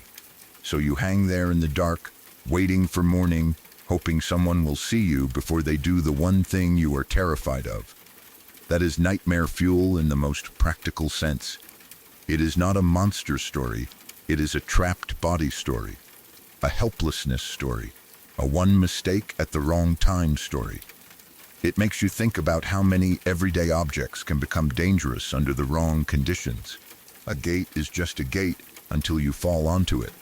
A spike is just decoration or security until it catches you. A private driveway is just peaceful until no one can hear you. An automatic opener is just convenient until opening the gate could destroy the person trapped on it. My dad telling the story made it even more serious because he had actually responded to the call. He was not repeating something he heard from someone else at a bar. He was one of the firefighters who showed up. He saw the situation with his own eyes. He knew what they had to do to get the man down. That gave the story a weight it might not have had otherwise. It was not exaggerated folklore from town. It was a real emergency. I do not know what happened to the man afterward beyond being rescued, but I imagine he never forgot that night. I doubt he ever forgot his gate key again either. Some lessons are burned into people. If he kept that gate, he probably looked at it differently for the rest of his life. Maybe he had the spikes removed. Maybe he changed the opener. Maybe he never came home drunk without making sure he had the key. Whatever he did, that gate would never again be just part of the property. It would be the place where he hung for an entire night, waiting for help he was afraid to call. The story also says something about pride. He may have been too embarrassed or stubborn at first to call his wife when he realized he forgot the key. That is understandable in a human way, but it nearly cost him much more than a little embarrassment. Sometimes the safe choice is the awkward one. Wake someone up. Admit you made a mistake. Call for help early. Do not climb the gate. Do not try to solve a problem physically when you are drunk and tired. Pride can turn a small inconvenience into something life-threatening. And once it went wrong, fear kept him quiet. I keep thinking about how morning must have felt. After hours of darkness, pain, and waiting, finally seeing light and knowing the night was ending. Then his wife seeing him. Then the fire department arriving. The sound of tools. The careful work of cutting the spike. The relief of finally being removed from the gate, mixed with whatever pain and shock followed. It must have felt like being rescued from a place that had been only a few yards from safety the whole time. That is what makes the story so unsettling. He was not lost in the wilderness. He was not trapped at the bottom of a ravine miles from help. He was at his own gate. He was home, but not home enough. Safety was visible, but unreachable. That kind of closeness makes the helplessness sharper. Sometimes being almost safe is worse than being far from safety, because you can see everything you need and still cannot get to it. When my dad told me about it, I was horrified, because I could not stop imagining the long wait. The pain, the fear, the silence, the cold, the dark, the house nearby, the decision not to yell, the possibility that one wrong button press could make everything worse. It is a story that does not need anything supernatural. The situation itself is enough. A man went out drinking with his friends, came home, realized he forgot the gate key, and made the drunk decision to climb over. He slipped, his leg was caught on one of the spikes, and he ended up hanging there. He was too afraid to call for his wife, because he believed she would open the sliding automatic gate and seriously injure him even more. So he stayed there all night until she woke up, saw him, and called for help. My dad and the other firefighters arrived and had to saw off the spike to get him down. That is the whole thing. And still, it is horrifying, because just imagine hanging from your own gate all night, injured, alone, and unable to call for help, because you are afraid help might make it worse.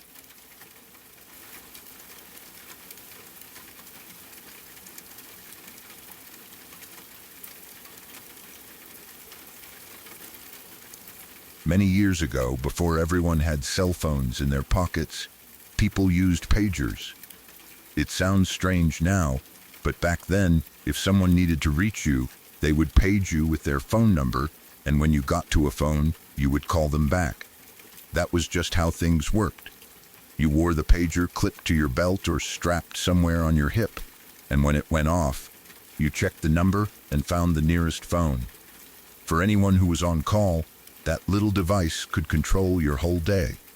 At the time, I worked as an on-call technician in the audio-visual field. Because of that, my pager went off constantly. Clients would page me for all kinds of problems, questions, emergencies, and things they thought were emergencies. I was used to it. The sound of the pager was part of my life. I might be in the middle of lunch, on a job, driving somewhere, or trying to relax for 5 minutes, and it would go off. That was normal. Like most people who used pagers back then, our clients knew that if they really needed immediate help, they could add 911 after the number. That was the signal. It meant stop what you are doing and call right away. It was not something people were supposed to use casually. A 911 page meant urgency. It meant someone expected you to find a phone immediately, no matter where you were. Even though I was busy all the time, I rarely got 911 pages. Most things could wait a few minutes. So when one came through, I took it seriously. One afternoon, I was driving from Orlando to St. Petersburg on Interstate 4. It was a normal workday drive, nothing unusual about it. Anyone who has driven that stretch knows it can be long, busy, and tiring. I was just moving along, probably thinking about the next job or whatever else I had going on that day, when my pager went off. I checked it and saw a number I did not recognize. After the number was 911. That got my attention right away. I did not know who it was, but whoever had paged me clearly wanted me to call immediately. Since it was a 911 page, I did what I was supposed to do. I found the first exit I could and got off the interstate. This was outside Plant City, and I pulled into a little truck stop looking place to use a payphone. From the moment the page came in to the moment I pulled off, it could not have been more than 3 minutes. I did not waste time. I parked, went inside, and asked the girl at the counter for some change. Then I headed over to the wall where there were 4 payphones lined up. That was normal back then too. You could usually find payphones at gas stations, truck stops, shopping centers, and places like that. I picked one, put my quarter in, and dialed the number that was displayed on my pager. The phone rang, and rang, and rang, and rang. Nobody answered. I stood there with the handset pressed to my ear, listening to the line ring over and over. At first I was just confused. Then I started getting annoyed. I remember thinking, what the hell? Who pages someone with a 911 and then does not answer their phone? If you page an on-call technician with an emergency code, you are supposed to be waiting by the phone. That is the whole point. You do not send a 911 page and then walk away. The line kept ringing. Then, just as I was standing there wondering what kind of idiot had done this, I noticed another ringing sound. At first, I thought it was just the ringing in my ear from the phone I was using, maybe echoing weirdly in that little store. But then I realized it was separate. There was the ring I could hear through the handset, and then there was another phone ringing somewhere near me. An actual ringing sound in the room. I slowly pulled the handset away from my ear. 2 phones over, another payphone on the same wall was ringing with an incoming call. I stared at it. It took my brain a second to catch up. The phone I was calling was ringing in my ear, and the payphone 2 spots away from me was also ringing in the room. That was strange enough on its own, but some part of me already knew what I was about to find out. I hung up the handset. The ringing on the other payphone stopped. For a moment, I just stood there. I could feel something cold move through me, but I still needed to check. I walked a few steps over to the payphone that had just been ringing. Above the buttons, there was a phone number printed on the phone. I looked at it, then I looked at the number on my pager, then back at the number on the phone, then back at the pager again. Except for the 911 at the end, they were identical. The number on my pager was the number of the payphone 2 spaces over from the one I had just used. I do not know how to explain what that felt like. It was like all the air left my lungs for a second. I was not scared in a screaming kind of way. It was more like my whole body suddenly understood that something was deeply wrong, even before my mind could fully put it together. I had been paged from that payphone. I had pulled off the interstate to call the number. Then, when I called it, that exact payphone had rung beside me. But I had not been in that store when the page came through. I had been driving on Interstate 4. I had exited after receiving the page. It took only a few minutes to get there. So who had used that payphone to page me? I looked around the store, trying to make sense of it. There was no one else there using the phones. No one standing nearby, laughing, watching, or acting like they had pulled a prank. The place was quiet. Too quiet. The kind of quiet that suddenly makes every fluorescent light hum and every little sound feel sharper. I went back over to the girl at the counter and asked her if she had seen anyone use that payphone. She said I was the only person who had been in the store in the last hour. That was when the hair on the back of my neck stood up. I do not mean that as a figure of speech. I could actually feel it. Every instinct in me wanted to leave. The whole thing had only taken maybe 15 minutes from the time I pulled in, asked for change, called the number, saw the other phone ring, checked the number, and asked the girl at the counter. But those 15 minutes felt like they had taken place outside normal reality. I was standing in a little truck stop-looking place outside Plant City, holding a pager that had somehow received a 901 page from a payphone no one had used, a payphone that was now sitting silent on the wall. I did not know what else to do. I just wanted out of there.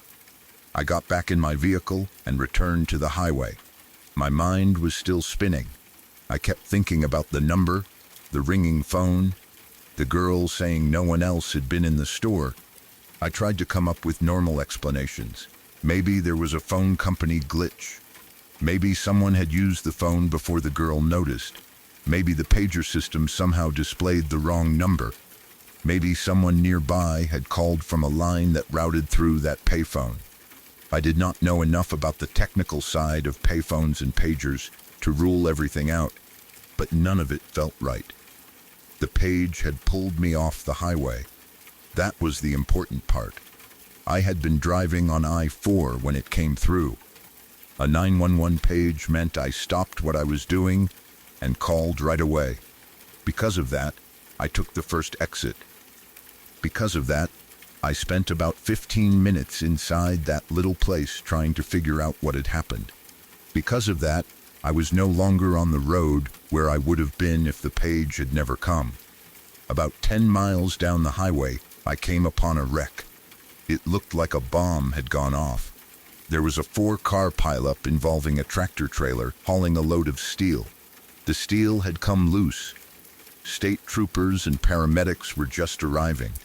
It was one of those accident scenes where the first look tells you it was bad before anyone says a word. Vehicles were destroyed. The road was chaos. Emergency lights were starting to flash across everything. People were moving with urgency, but there was also that heavy feeling that comes when something has already happened too fast for anyone to stop. I pulled over and helped as best I could. There was not much anyone could really do by then. It was all pretty much over once it began. That is the horrible thing about certain highway accidents. They happen in seconds, with so much force and speed that by the time people arrive, the outcome has already been decided. I did what I could, but the damage was terrible. And standing there, looking at that scene, I realized something that still makes my stomach turn. If I had not received that page, I might have been right there when it happened. The timing lined up too closely for me to ignore. That page came in while I was traveling that route. It forced me to exit. It forced me to stop. It forced me to spend time calling a number that should not have been calling me. It delayed me just long enough that I arrived after the wreck instead of being in it. If I had kept driving, if my pager had stayed silent, if I had ignored the 911, there is a very real chance I would have been in the middle of that pileup. I have thought about that more times than I can count. I have no idea who or what sent that page. I do not know how my pager received the number of a payphone that no one had used. I do not know why that payphone rang when I called it. I do not know why the page had 911 attached to it, the exact code that would make me stop immediately instead of waiting until later. I do not know why it happened on that stretch of road, at that exact time, before that exact accident. But I am convinced that if I had not gotten that page, I would not be alive to tell this story. The payphone part is what keeps the whole thing from being dismissed as coincidence. If a random client had paged me and delayed me, that would still be strange timing, but easier to explain. Someone needed help. I stopped, and because of that, I missed an accident. Those stories happen, but this was different. The number was not familiar. The page said 911. I pulled off almost immediately. I called the number. The number was the payphone on the wall beside me. The store clerk said no one had used it. The phone rang when I called, then stopped when I hung up. It was like something had created just enough urgency to get me off the road, but not enough of a normal explanation for me to understand it. That is what bothers me most. It felt deliberate, not random, not accidental. Deliberate, something, somehow, knew the one thing that would make me pull off the highway right away. Not a regular page, not an unknown number alone, but an unknown number followed by 911. That was the only thing that would make me stop immediately and find the closest phone. And I did exactly that. The whole thing still gives me chills when I think about it. I can still picture the wall of payphones. I can still hear the ringing in my ear and then the second ringing sound in the room. I can still see myself pulling the handset away from my ear and staring at the other phone. I can still remember checking the number again and again, not wanting to believe what I was seeing. I can still remember asking the girl at the counter if anyone had used the phone and hearing her say I had been the only person there in the last hour. That was the moment I knew something was wrong. The accident scene 10 miles later turned wrong into something else. It turned it into a warning or a rescue. I do not know which word fits better. Maybe there is a technical explanation buried somewhere in old pager systems and payphone lines. Maybe someone could explain how a number could show up that way, how a payphone could appear to page someone without being used, how the timing could align with a highway wreck. I am open to the idea that there may be something I do not understand. But even if a technical glitch explains the number, it does not explain the timing. It does not explain why the page came with 911. It does not explain why it happened exactly when I needed to be delayed. That is where the story stops feeling like a glitch and starts feeling like intervention. I have wondered if someone involved in the accident somehow called before it happened. But that does not make sense. The accident had not happened yet. I have wondered if maybe the page came from some client whose number happened to match that payphone somehow, but again, the phone rang when I called. I have wondered if maybe someone at the store paged me and left before I arrived. But the clerk said no one had been there, and the timing was too tight anyway. I had gotten there within minutes. There was no one to blame, no one to thank, no one to question. Just a pager number, a ringing payphone, and a wreck I may have missed by minutes. When people talk about guardian angels or strange warnings, I understand why. I do not claim to know exactly what happened to me that day, but it felt like something reached into my ordinary work routine and changed my path. It used the tools of that time, a pager, a 911 code, a payphone. It did not appear as a glowing figure or a voice from the sky. It came as a number on a tiny screen, the kind of thing I was trained to obey without hesitation. And because I obeyed it, I lived. At least that is what I believe. The strangest part is that nothing about the day felt special before the page. It was just another afternoon drive, another on-call technician traveling between places, another stretch of interstate. That is how life works most of the time. You do not know when you are a few minutes away from something that could end everything. You do not know that a small delay might save you. You complain about traffic, phone calls, detours, and interruptions, never knowing which inconvenience might be the reason you make it home. That day, my interruption came from nowhere. A page from a payphone no one used. A 911 from nobody. A call that rang 2 phones away from where I stood. Then, 10 miles later, a wreck that looked unsurvivable for anyone in the wrong place at the wrong second.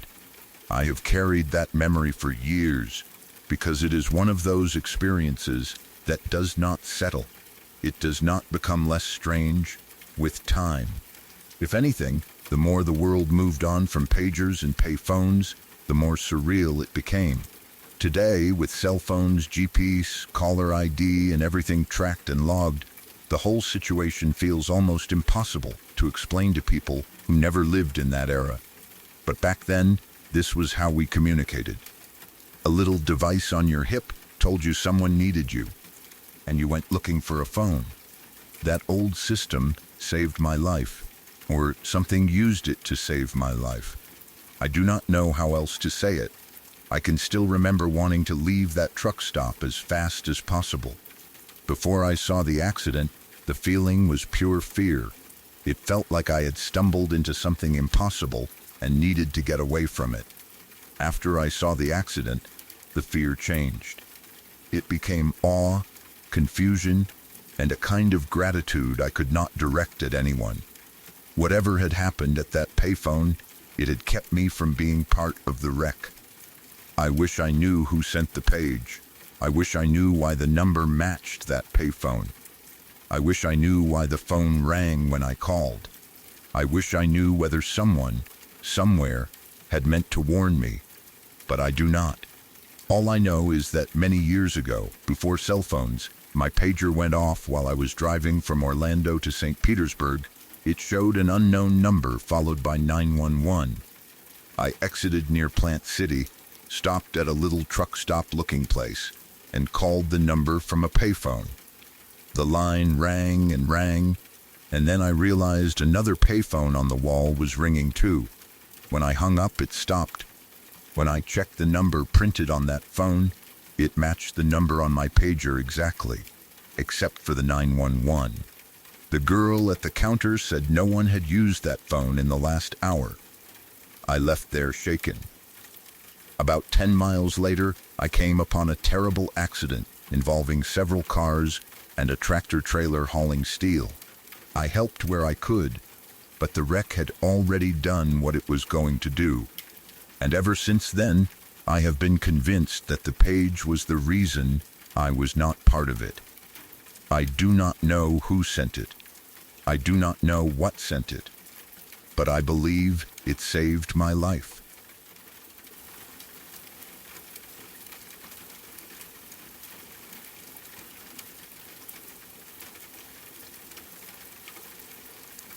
One of the strangest and most disturbing stories I ever heard involved a semi-truck we took in on trade. It was not haunted in the usual way people think of haunted vehicles, at least not in the sense of doors opening by themselves or lights flickering for no reason. The horror of it was much more practical than that, and because it was practical, it stuck with me even harder. It was one of those stories where the machine itself became the thing that trapped someone, not because it was alive or evil, but because one piece of equipment failed at exactly the wrong time, in exactly the worst way possible. A driver died inside that truck, and once you understand how it happened, It is hard not to think about the helplessness of it. The truck had a sleeper area, like many long-haul semis do. For someone who has never spent time around them, the sleeper is basically a small living space behind the cab, built so the driver can rest while they are on the road. It is not large, but it is meant to make long trips possible. In this truck, the sleeping area had a bunk that was part of a convertible setup. During the day, it could be folded up, and underneath it there was a seat and a table. So when the bunk was up, the space functioned more like a little dinette area. A driver could sit there, eat, work on paperwork, or take a break. At night, they could pull a lever, bring the bunk down, and sleep on the mattress. That kind of setup sounds convenient when everything works correctly. Space is limited in a truck, so every part of the sleeper has to serve more than one purpose. A bed becomes a wall. A wall becomes a dining area. A lever changes the room from daytime use to nighttime use. It is clever, compact, and practical, which is exactly what truck sleepers need to be. But the same design that made the space useful also created the danger. The bunk had to stay down when someone was sleeping, and it had to stay up when someone was using the table. If that mechanism failed, the whole setup could become a trap. That is what happened to the driver. He was sleeping in the bunk when something went wrong. I do not know if the latch failed, if the lever slipped, if some part of the mechanism broke, or if the bunk had a flaw in the design from the beginning. But while he was asleep, the bunk flipped up. The mattress and bed platform moved into the upright position, and because he was on it at the time, it pinned him against the wall. Instead of waking up in bed able to move or sit up, he was suddenly trapped between the bunk and the wall of the sleeper. It is awful to think about because it likely happened in the most disorienting way possible. One moment he was asleep. The next, he was awake and crushed into a space that was never meant to hold a person that way. He must have had only seconds to understand what had happened. The bed that was supposed to support him had folded him up with it. The sleeper that was supposed to be a place of rest had become a cramped mechanical trap. The normal exit, the normal movement of getting up, reaching around, pushing or pulling the bunk back down, all of that was suddenly impossible. He could not get it to drop back down. That is the sentence that makes the whole story so terrifying. If the bunk had flipped up and he had been able to push it back down, it would have been a scary malfunction. Maybe something to report, maybe something to fix, but not a tragedy. But he could not free himself. He was pinned in such a way that he could not release the mechanism, could not move enough to escape, and could not get the bunk back into sleeping position. He was stuck there, pressed against the wall, inside his own truck, with no one around to realize what had happened. He suffocated. There is no way to make that part less disturbing. He was not in a crash. He was not attacked. He was not outside in dangerous weather. He was inside the sleeper of his own semi, in the place where he was supposed to rest, trapped by the bed itself. That kind of death feels especially cruel because it comes from something ordinary. A bunk, a lever, a folded mattress. Things designed for comfort and utility turned against him because of one failure. He was trapped there for somewhere around 12 hours. 12 hours is hard to imagine in that situation. It is not a quick moment of panic. It is an entire night or an entire shift's worth of time. 12 hours is long enough for fear to change shape many times. At first, there would be confusion and panic. Then effort, trying to push, pull, shift weight, reach the lever, kick, brace, anything. Then maybe shouting, maybe trying to make noise, maybe hoping someone outside would hear. But in a truck sleeper, especially depending on where he was parked, sound may not carry well. If the truck was in an isolated lot, at a delivery site, or anywhere people were not constantly walking by, He may have been completely alone with the problem. The more you think about it, the worse it gets. He was in a vehicle, not buried underground or lost in the wilderness. He may have been parked somewhere people could technically have reached him. But if no one knows to check, a parked semi can look normal. Drivers sleep in their trucks all the time. A truck sitting still does not automatically mean something is wrong. If the curtains were closed or the sleeper was not visible, there would have been nothing obvious from the outside. The truck could sit there looking like any other truck, while the driver was trapped inside. Eventually, someone noticed he had been parked for an unusually long amount of time for the kind of deliveries he did. That detail is haunting, because it shows how close the line was between routine and alarm. In trucking, timing matters. Drivers have routes, deliveries, schedules, habits. A truck parked for a while might not be strange at first, but after too long, people start to notice. Someone knew enough about his work to realize he should not have been sitting there that long. Maybe they thought he was late, asleep, sick, or dealing with a mechanical problem. Whatever they thought, the delay became suspicious enough that someone finally checked. By then, it was too late. That is the part that sits heavy. Help did come in a way, but only after time had already run out. Someone did notice. Someone did understand that something was wrong. But the situation inside the sleeper was so hidden, and the warning signs from outside were so ordinary that no one knew fast enough. A man was dying in the back of a truck that probably looked like it was simply parked. Afterward, the company that built the sleeper apparently did something to the bunk, so that kind of failure could not happen again. From what I heard, they supposedly recalled that whole sleeper style. That makes sense, because once a design flaw like that costs someone their life, it cannot be treated like a minor inconvenience. A convertible bunk has to be safe in both positions. It cannot be allowed to fold up with someone sleeping in it. It cannot rely on a mechanism that might fail in a way that traps a person without escape. Whatever they changed afterward, it should have existed before. But that is often how safety improvements happen. Unfortunately, something terrible occurs, and then everyone realizes the danger that should have been obvious in hindsight. A part gets reinforced. A latch gets redesigned. A release is added. A recall is issued. A warning is written. But the person who revealed the flaw does not get to benefit from the fix. They become the reason the fix exists. That is what makes the story so unsettling.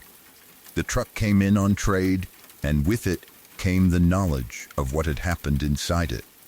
I do not know how a person looks at a sleeper like that afterward and sees it as just equipment. Once you know, the whole space changes. The bunk is no longer just a bed. The lever is no longer just a lever. The dinette setup is no longer just clever use of space. You start seeing the danger in the design. You imagine the bunk flipping up. You imagine the driver waking, pinned and trapped. You imagine the hours passing. A semi-sleeper is supposed to be a driver's small home on the road. It is where they sleep, eat, rest, and get away from the highway for a few hours. Drivers spend huge parts of their lives in those spaces. They trust them without thinking about it, because they have to. They trust the bunk to stay down. They trust the doors to open. They trust the heater, the vents, the locks, the storage compartments, all the little systems that make life inside a truck possible. Most of the time, that trust is invisible. You only notice it when something breaks. In this case, the broken thing was the bed. That is why the story feels so wrong. A bed is supposed to be the safest place.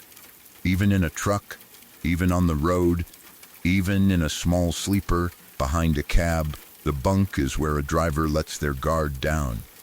They are not strapped into the seat watching traffic. They are not checking mirrors or handling a heavy load.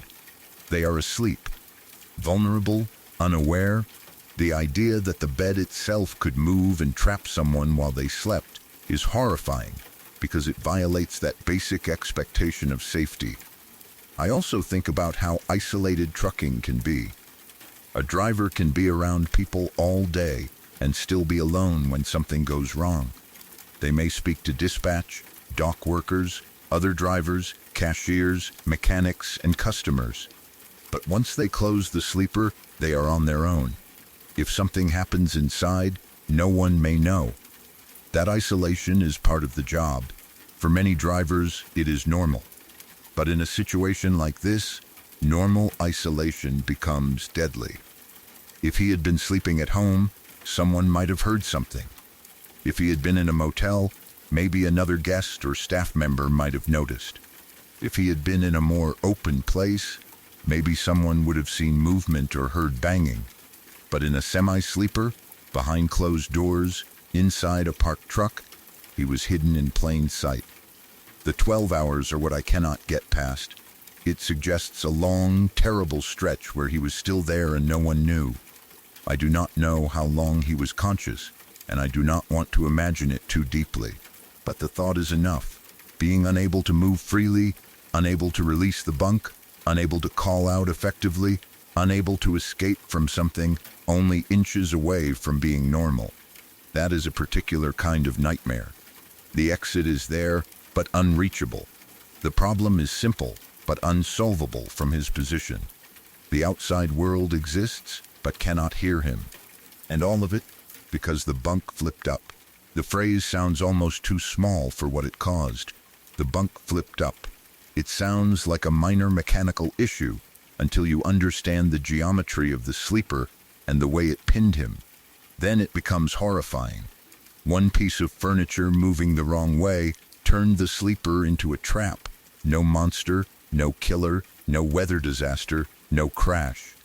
Just a bed going where it should not have gone while a man was on it. I wonder if he had any chance to reach his phone, if he had one nearby, or if it was out of reach. Back then, depending on the exact timing, drivers may not have had phones as easily accessible as people do now, and even now, a phone across the sleeper might as well be miles away if you are pinned.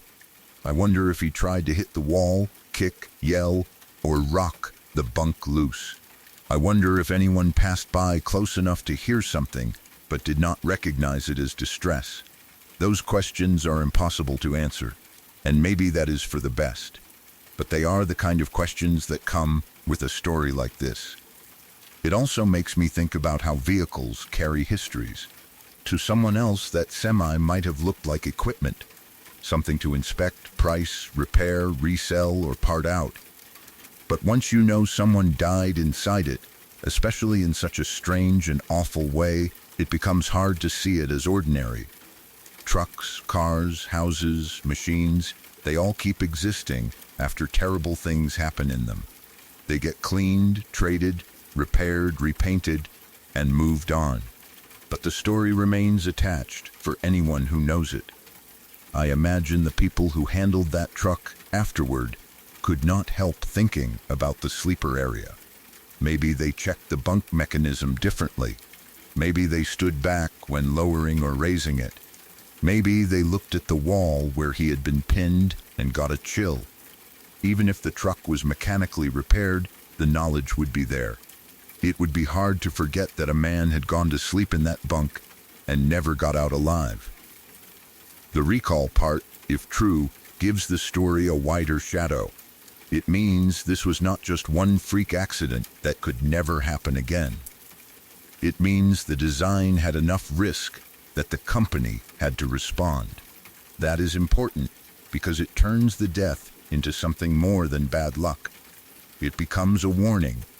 A system failed, and after that, the system had to be changed. Maybe other drivers were protected because of what happened to him. That does not make his death less tragic, but it does mean the danger was recognized. Still, it is awful that recognition came after he was gone. There is something deeply unfair about being the person who proves a design is dangerous. The first person caught by a failure, often has no warning, because the world has not yet admitted the danger exists. Everyone else gets the recall, the fix, the new latch, the updated instructions. The first person gets the accident. That is the cold reality behind a lot of safety progress, and it is hard not to feel angry when you think about it. I can picture the setup clearly, the bunk folded up during the day, hiding the bed and revealing the seat and table underneath. A compact little dinette in a truck sleeper. Then at night, the driver pulls a lever and the bunk comes down. He climbs in, expecting rest. Maybe he is tired from a long day on the road. Maybe he has another delivery coming. Maybe he sets an alarm, closes his eyes, and trusts the bunk like he has probably trusted it many times before. Then something fails, and the bed that was supposed to hold him flat swings up and pins him against the wall. That simple transformation from comfort to trap is what makes it so disturbing. It is not hard to imagine why the story stayed with people. Everyone understands being trapped. Everyone understands the fear of not being able to breathe. Everyone understands the horror of needing help and not being able to reach it. But placing that fear inside a semi-sleeper makes it feel even more specific and claustrophobic. It is a small space already, a place designed around tight measurements, fold-out furniture, and efficient use of every inch. When something goes wrong in a tight space, there is no room to adjust. I think about the person who finally realized he had been parked too long. Whoever noticed may have saved others from waiting even longer, but they also had to live with the discovery or the knowledge of what was found. It must have been disturbing to understand that the delay was not laziness, not a breakdown, not someone oversleeping, but a fatal accident inside the truck. From the outside, nothing may have looked wrong. Inside, everything had gone wrong. That contrast is the core of the story. Outside, a parked semi. Inside, a driver trapped by his bunk. Outside, routine delay. Inside, desperation. Outside, people eventually wondering why he had not moved. Inside, a situation already past saving by the time someone checked. It is the kind of thing that makes you respect small safety mechanisms more. Latches, locks, releases, backup stops, emergency handles, things most people never think about until they fail. A piece of equipment meant to move should also have a way to stop, a way to release, a way to protect the person using it if something goes wrong. In a space where someone sleeps, that matters even more. A driver should never have to worry that the bed could close on him like a trap. And yet, it happened. The company apparently changed the bunk afterward, so it could not happen again. Maybe they added a safety lock. Maybe they changed the lever mechanism. Maybe they redesigned the whole sleeper style. I do not know the exact fix, but I do know the reason for it was horrible. Somewhere, someone had to look at that design and say, this cannot be allowed to happen again. And behind that sentence was a man who spent his final hours pinned inside his own truck. That is why this story is not just sad, it is terrifying. Because it is easy to imagine, and because it could have been prevented. A driver went to sleep in the bunk of his semi.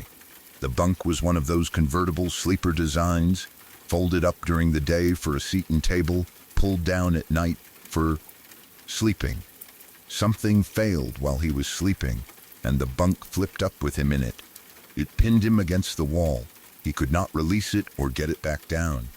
He was stuck there for around 12 hours, and he suffocated.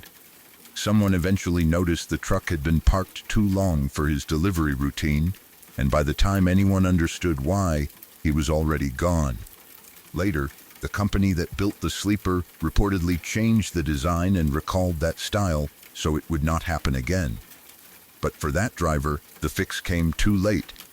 And once you hear a story like that, it is hard to look at a fold-up bunk, a sleeper cab, or even a simple mechanical latch the same way again.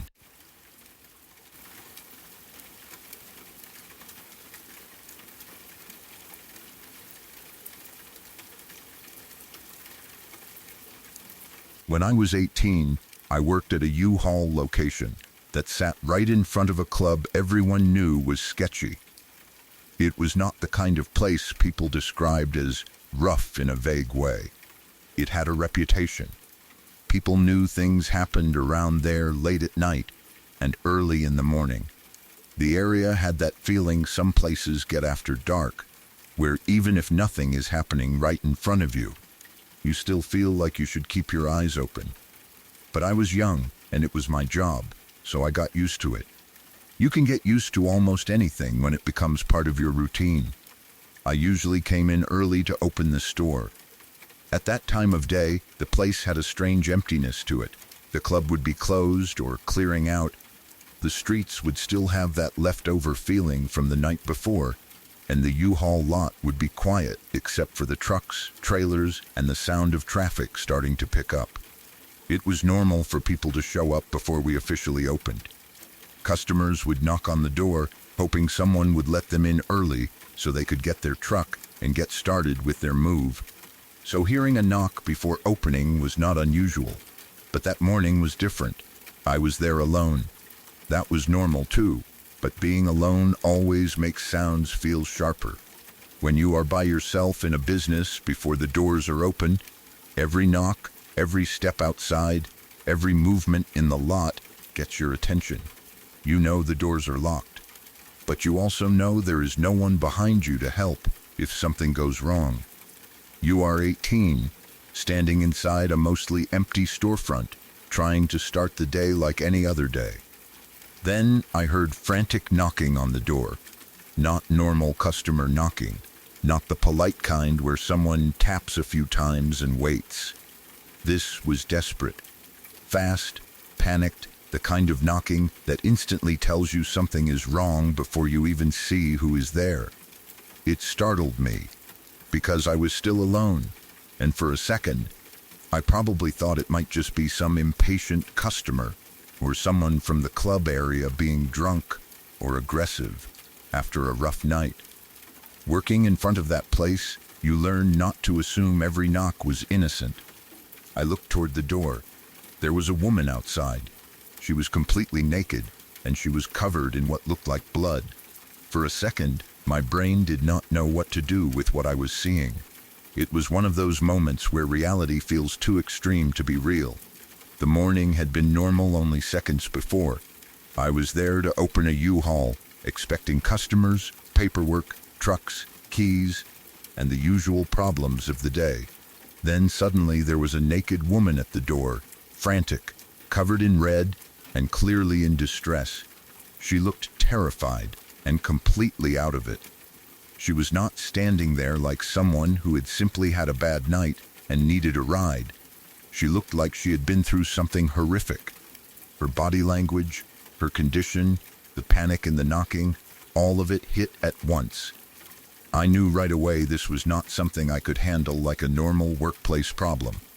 I called the police. That was the first thing I knew I had to do.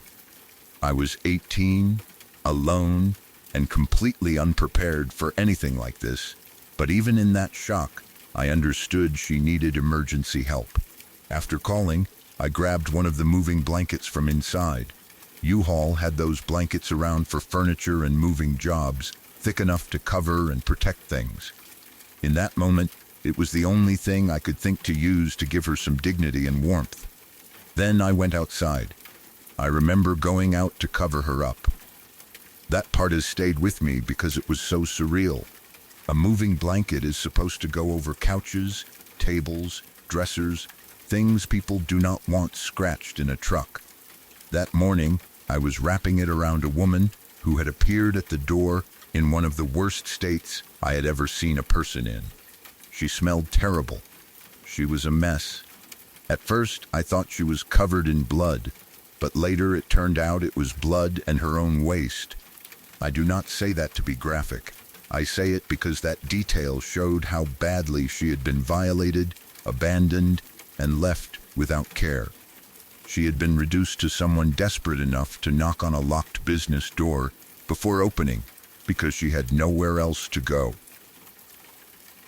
I do not remember every word she said or even whether she could explain much at first. In situations like that, details blur because your body goes into a different mode. You are trying to help, but you are also in shock. You are trying to stay calm for the person in front of you, while some part of you is screaming internally because this is not something you ever expected to deal with at work. I was just a teenager, and suddenly I was standing outside with a traumatized woman who had clearly been through something awful, waiting for police to arrive. The whole thing felt unreal. That is the word that always comes back to me. Surreal, not because I doubted it was happening, but because it was so far outside what a normal morning should be. The quiet U-Haul lot, the club nearby, the early hour, me alone before opening, the frantic knocking, the moving blanket, the woman shaking or confused or panicked, the smell, the blood, the fear. All of it came together in a way that made the world feel wrong. It was like the ugly part of the night had spilled into the morning and landed at my door. Later, I found out what had happened. She had been at the club that night or early that morning. Someone had drugged her. She was sexually assaulted, then left blacked out in an alley. She had somehow come to enough to find her way to the U-Haul door and knock for help. Thinking about that still makes me sick. She had been in one of the most vulnerable states a person can be in, and instead of being protected, she was harmed and abandoned. Whoever did that to her left her in an alley like her life did not matter. That is the part that has always stayed with me the most. Not just that something violent happened, but that she was left there. The people responsible did not care if she lived, if she died, if she froze, if someone else found her, if she woke up confused and hurt, or if she never made it to help. They left her behind in the dark, outside a club, in a state no human being should ever be left in. And then, somehow, she found the strength or instinct to get up and knock on the closest door she could find. That door happened to be mine. I was 18. I was not trained for that kind of trauma. I knew how to rent trucks, check reservations, deal with customers, clean up around the store, and handle normal work problems. I did not know what to do with a person who had just survived something like that. But in that moment, there were only simple things that mattered. Call the police, cover her up, stay with her, get help there as fast as possible. I think about how many things had to happen for her to get help. She had to survive the drugging. She had to survive the assault. She had to wake up or come around enough to move. She had to make it out of the alley. She had to find the business. She had to knock hard enough for me to hear. I had to be there early. I had to be willing to open the door and help instead of ignoring it out of fear. Emergency services had to come. It is awful to think that her rescue depended on such a fragile chain of moments after everything that had already happened to her. The club's reputation made it feel even darker. Everyone knew the place was sketchy, but reputation can become background noise until something like this happens. People say a place is bad. They joke about it. They warn each other. They roll their eyes and say, that club is trouble. But then one morning, a woman shows up naked and covered in blood at the business next door, and suddenly the word sketchy feels too small. It was not just a rough place. It was a place where someone had been drugged, assaulted, and left in an alley. After that, I could not look at the area the same way. I imagine there were probably people who had walked past that alley earlier and not noticed. Maybe nobody was around. Maybe she was hidden. Maybe the street was empty. Maybe people leaving the club were too drunk or distracted to see. Maybe someone saw something and kept walking. I do not know. That is one of the haunting parts. Before she knocked on the door, she had been somewhere nearby, alone and hurt, while the world kept moving around her. When you are young, you know bad things happen, but you do not always understand how close they can be. You hear stories on the news, or from older people, or from warnings about certain areas, but they still feel separate from your ordinary life. Then one day, Something terrible is standing outside your workplace door, and you realize there is no real separation. Bad things happen in the same places where people rent trucks, buy gas, go to work, or wait for the morning to start. I also think about how she must have felt in those first moments at the door. She may not have fully understood where she was. She may not have known how much time had passed. She may have been in pain, terrified, ashamed, confused, and desperate all at once. People often talk about victims in these stories as if they are part of the scenery, but she was a real woman having one of the worst mornings of her life. She had to stand there exposed and hurt, knocking on a door, hoping the person inside would help her. I am glad I did. I am glad I grabbed the blanket. I am glad I called the police. I do not say that to make myself sound brave. I was scared. I was startled. I did not know what was happening. But sometimes helping is not about being fearless. It is about doing the next obvious thing, even while your hands are shaking. She needed help, and there was no time to overthink it. The moving blanket became one of those details I can still picture clearly. It was practical, but it also felt like the only bit of human dignity I could offer immediately. She had been stripped of so much in the hours before. Covering her up was a small thing, but it mattered. It meant she was not just a victim standing outside in full view.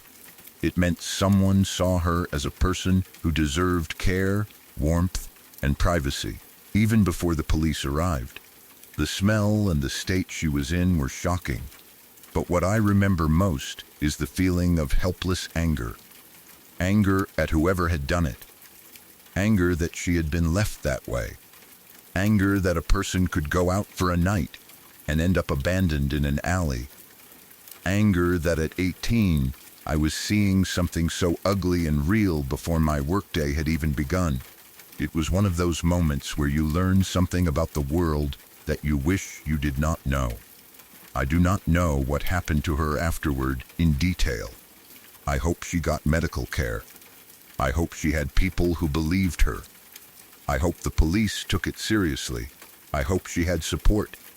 Because surviving something like that does not end when someone calls 911. That is only the first step. The trauma continues after the ambulance, after the police report, after the evidence collection, after the immediate danger. It follows people into the rest of their lives. I hope she was not left alone with it. That morning also taught me how thin the line is between routine and emergency. A knock on the door before opening was usually just someone wanting their rental truck early. That day, it was someone begging for help, without even needing to say the words clearly. The same sound, a knock on the door, could mean annoyance on one morning and survival on another. I never heard frantic knocking the same way again. I think about how easily I could have hesitated, because I was alone, because the club was sketchy, because someone covered in blood at the door is frightening, because opening a locked business before hours can feel unsafe. I could have stayed inside and called the police without going out. Maybe that would have been understandable. But she needed to be covered. She needed someone to show her she was not alone. I am glad I went outside, even though it scared me. The whole situation was so messed up that it almost did not feel real until later. In the moment, you just act. Afterward, when the adrenaline fades, your mind starts filling in the horror. She was at the club. She was drugged. She was assaulted. She was left blacked out in an alley. She woke up or came to enough to find the door. She knocked. I answered. That sequence becomes heavier the more you think about it. It was not a ghost story, but it was haunting. It haunted me because it showed what people can do to someone vulnerable. It haunted me because it happened so close to where I worked. It haunted me because she appeared in the morning like a person who had crawled out of a nightmare the rest of us had slept through. It haunted me because she had to knock on a U-Haul door to be seen. People sometimes describe situations as wrong place, wrong time, but that phrase can make it sound too random, too clean. She was not responsible for what happened to her. The wrongness belonged to the people who drugged and assaulted her, and to anyone who helped them or looked away.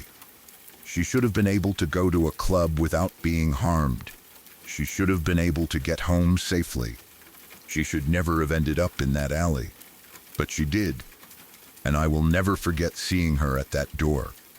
I was just 18, alone at work before opening, expecting another normal morning of customers knocking early for rental trucks.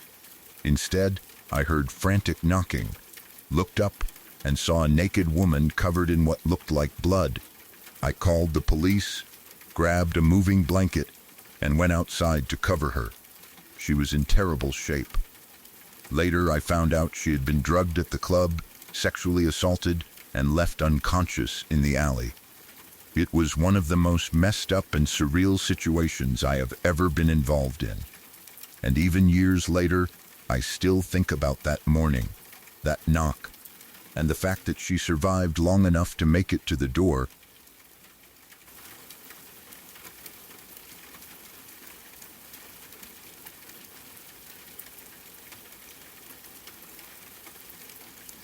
There was an old janitor at my high school who everyone knew as Ping.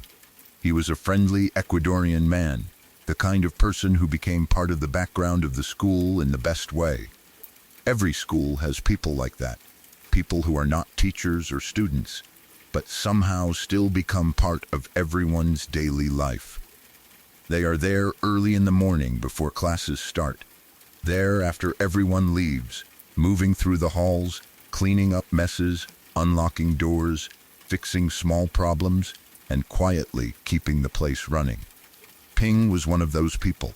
He had worked there for more than 20 years, long enough that he was not just an employee anymore.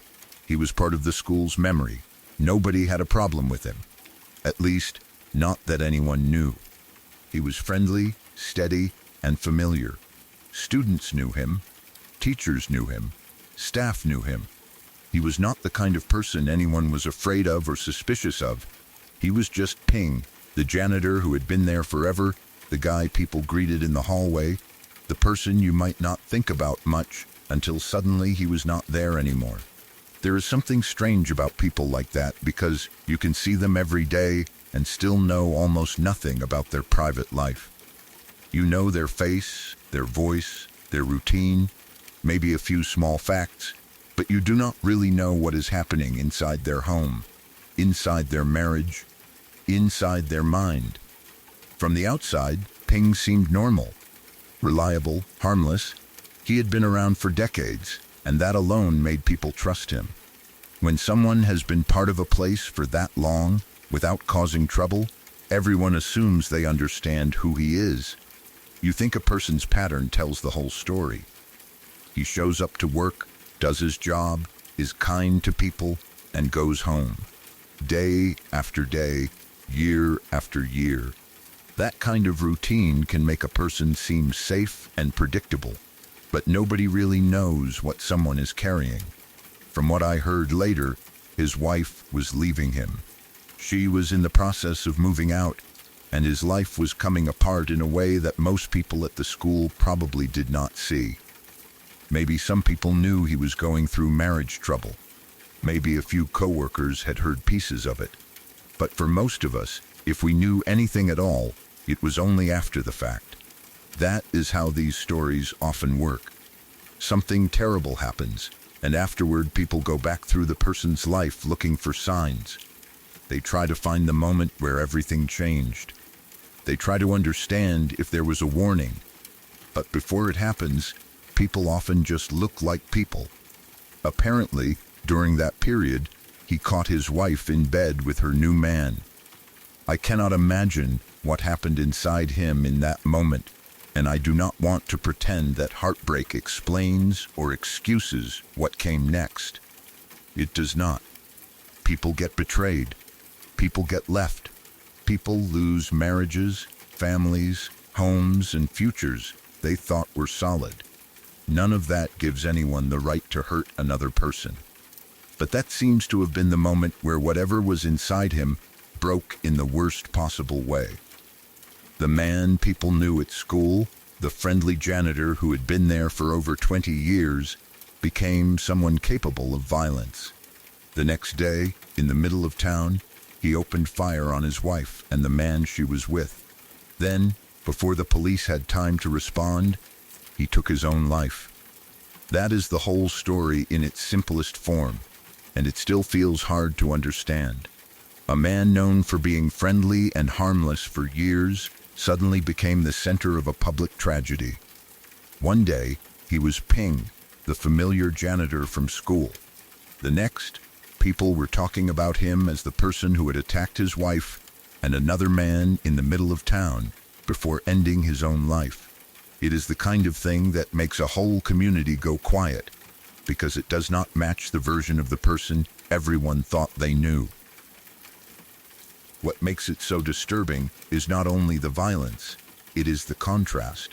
If he had always seemed dangerous, maybe people would have been horrified, but not shocked in the same way.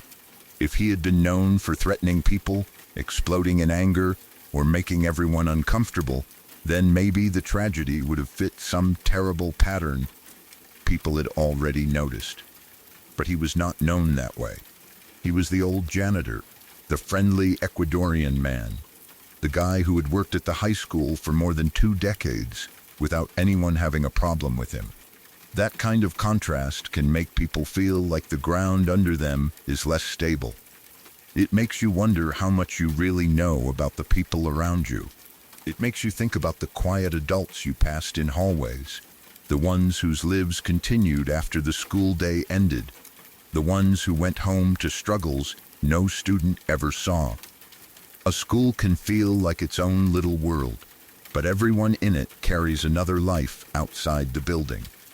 Ping had a whole life beyond the floors he cleaned and the hallways he walked, and something in that life was falling apart. Still, the part that matters most is that his wife and the man were victims. Whatever was happening in the marriage, whatever pain he felt, whatever humiliation or rage he experienced, he made a choice to bring violence into the world. He chose to hurt people. That is what makes the story so ugly. A person can be kind in one setting and dangerous in another. A person can be liked by coworkers and still harm the people closest to them. Those truths are hard to sit with, but they are real.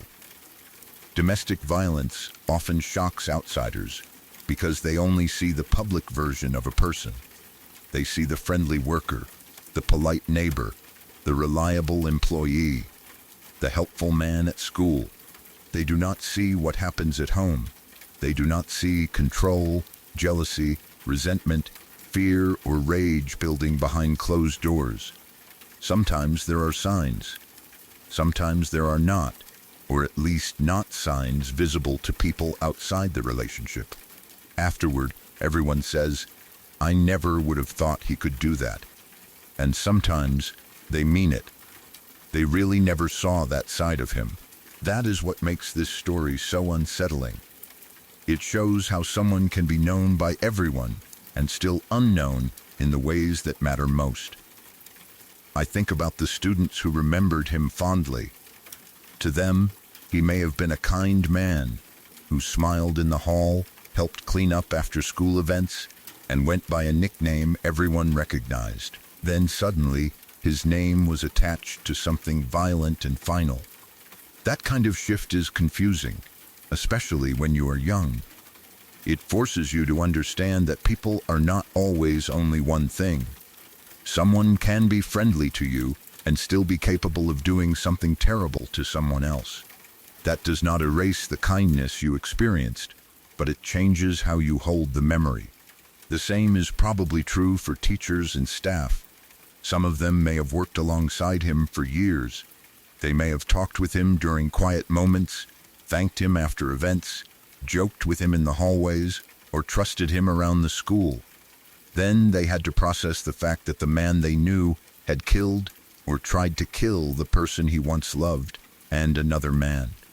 Then died by suicide before anyone could stop him. That is a lot for a community to absorb. The public setting makes it even more chilling. This did not happen quietly, hidden away where no one could see. It happened in the middle of town, a place people recognized, a place where ordinary life was supposed to continue. People may have been walking, driving, working, shopping, or just going about their day when violence broke into the open. That is another layer of horror in stories like this. The way private rage becomes public danger. A marriage ending, a betrayal, a personal crisis, all of it spilled out into a shared space where other people could have been hurt too. And then it was over before police could respond. That detail gives the story a terrible speed. There was no long standoff, no chance for negotiation, no time for anyone to talk him down. He acted, and then he ended his life before help could arrive. It must have left everyone with more questions than answers. Why did he do it? Could anyone have stopped him? Did anyone know he was that close to breaking? Had he said anything before? Did his wife know she was in danger? Those are the kinds of questions that follow a tragedy, but they do not always have answers. What remains is the shock. A man who had been part of the school for over 20 years was gone. His wife's life and the life of the man with her were shattered or ended by his actions. The town had a story no one wanted. The school had to carry the memory of someone they thought they knew, turning into someone they could not understand. That is why the story is scary to me in a very human way. It is not scary because of mystery. Not really. It is scary because it shows how fast a person's hidden pain can become violence when mixed with possession, anger, and a refusal to let go. It is scary because people saw him as safe. It is scary because no one expects the familiar janitor from high school to become the person at the center of a murder-suicide in town. But that is what happened. There is also something haunting about his nickname, Ping, a simple name people probably said casually for years. There's Ping. Ask Ping. Ping will know. A friendly name attached to a person everyone recognized. After the tragedy, that same name would feel different. People would hear it and remember both versions of him, the janitor who had been kind at school and the man who committed a terrible act. That conflict is hard to resolve. Human memory does not always let you separate people cleanly into who they were to you and what they did to others. But the truth of what he did has to remain clear. Being friendly at work does not soften the harm. Being liked by students does not excuse violence. Being heartbroken does not justify attacking anyone. His wife had the right to leave. She had the right to move on. Whatever happened in their relationship, she did not deserve violence. The man she was with did not deserve to be attacked either. Ping's pain may explain the emotional setting, but it does not excuse his choices. That distinction matters, because stories like this can sometimes get told as if a man snapped because of heartbreak, as if the betrayal is the main event. But the main event is the violence he chose. Plenty of people experience heartbreak without trying to kill anyone. Plenty of people feel humiliated and still walk away. The moment someone turns that pain into murder, the responsibility belongs to them. Still, it is unsettling to think about the quiet before it happened. The day before, maybe he looked like himself. Maybe he went through familiar routines. Maybe someone at the school saw him and had no idea what was coming. Maybe he smiled at someone, answered a question, took care of a task, or walked through the halls like he always had. That is the part that makes real-life tragedies so disturbing. There is almost always a last normal day before the horrible one. People pass each other, speak casually, and have no idea they are standing near the edge of something irreversible. I wonder if anyone noticed anything different about him. Maybe there was tension in his face. Maybe he was quieter than usual. Maybe he seemed angry or distracted. Or maybe he seemed completely normal, which is somehow worse. When someone does something terrible, and people later say he seemed normal, it makes the world feel more dangerous. It means danger is not always loud beforehand. Sometimes it sits quietly behind a familiar face. The students at that high school probably grew up and carried the story with them. Not because it happened directly to most of them, but because it involved someone connected to their daily lives. A school janitor is not usually the center of a tragedy. He is part of the setting of childhood or teenage years. When someone from that setting commits violence, it stains the memory of the place. The hallways, the classrooms, the cafeteria, the gym, the after-school quiet, all of it can feel tied to the person in a new and uncomfortable way. It also reminds you how small towns remember. In a big city, a tragedy can disappear into the flood of other news. In a town, people keep talking. Everyone knows someone who knew someone. People remember where they were when they heard. They remember the police response, the rumors, the facts that came out later. They remember the names. They remember the shock of realizing the person involved was someone they had greeted, trusted, or passed by 100 times. That is the kind of story that does not leave easily. It is not a campfire scare. It is not a legend. It is the kind of thing that makes you realize the adults around you, even the friendly ones, have lives full of pressures and pain you cannot see. Most people carry those pressures without hurting anyone, but sometimes someone takes a private collapse and turns it outward. When that happens, everyone who thought they knew the person is left trying to match the public face with the final act. I think the scariest thing is that nobody had a problem with him for more than 20 years. That detail should be comforting, but in this story it is not. It makes the ending feel more disturbing, because it suggests that a person can spend decades seeming safe, reliable, and kind, and still become violent under the right conditions or the wrong internal choices. It does not mean everyone is secretly dangerous. It just means people are deeper than their routines, and sometimes the parts we do not see matter more than the parts we do. For a school community, there is a loss of innocence in that. The janitor is supposed to be a safe adult. The school is supposed to be separate from the ugliness of the outside world, at least in theory. But the outside world always comes in through the people who work there. Teachers, staff, students, everyone carries private struggles through the doors. Most of those struggles remain private. Ping's did not. His ended in violence.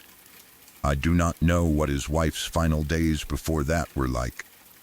She was leaving him and moving out, which already suggests the relationship had reached a breaking point. Maybe she was scared of him. Maybe she did not think he would go that far. Maybe she was just trying to leave and start over. It is painful to think about, because leaving is often one of the most dangerous times for someone in a troubled relationship. The moment a person loses control over their partner, their behavior can become unpredictable and dangerous. That seems to be what happened here. The tragedy is that everyone else only learned the danger after it was too late. There is nothing supernatural in this story, but it is still haunting. It is haunting because of the gap between the man people knew and the act he committed. It is haunting because he had been around children and teachers for decades and seemed like a harmless part of school life. It is haunting because the violence happened suddenly, publicly, and ended before anyone could intervene. It is haunting because after it happened, everyone had to look back and ask whether they had ever really known him at all. That is the kind of real-life horror that does not need extra details. A friendly janitor from high school, an Ecuadorian man everyone called Ping, worked there for more than 20 years. Nobody had a problem with him. His wife was leaving, and in the middle of that, he found her with another man.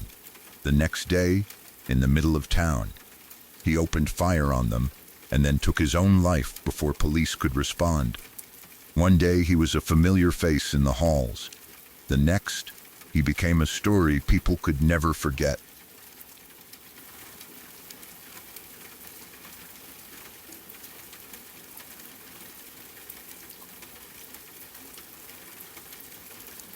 The stories may be over, but some nights do not end when the video does. The people you heard tonight were not looking for fear. They were living normal lives until one moment changed the way they saw the world around them. Tell me in the comments which story stayed with you the longest. Subscribe to Nockmeyer Witness for more true accounts from people who saw something they wish they could forget.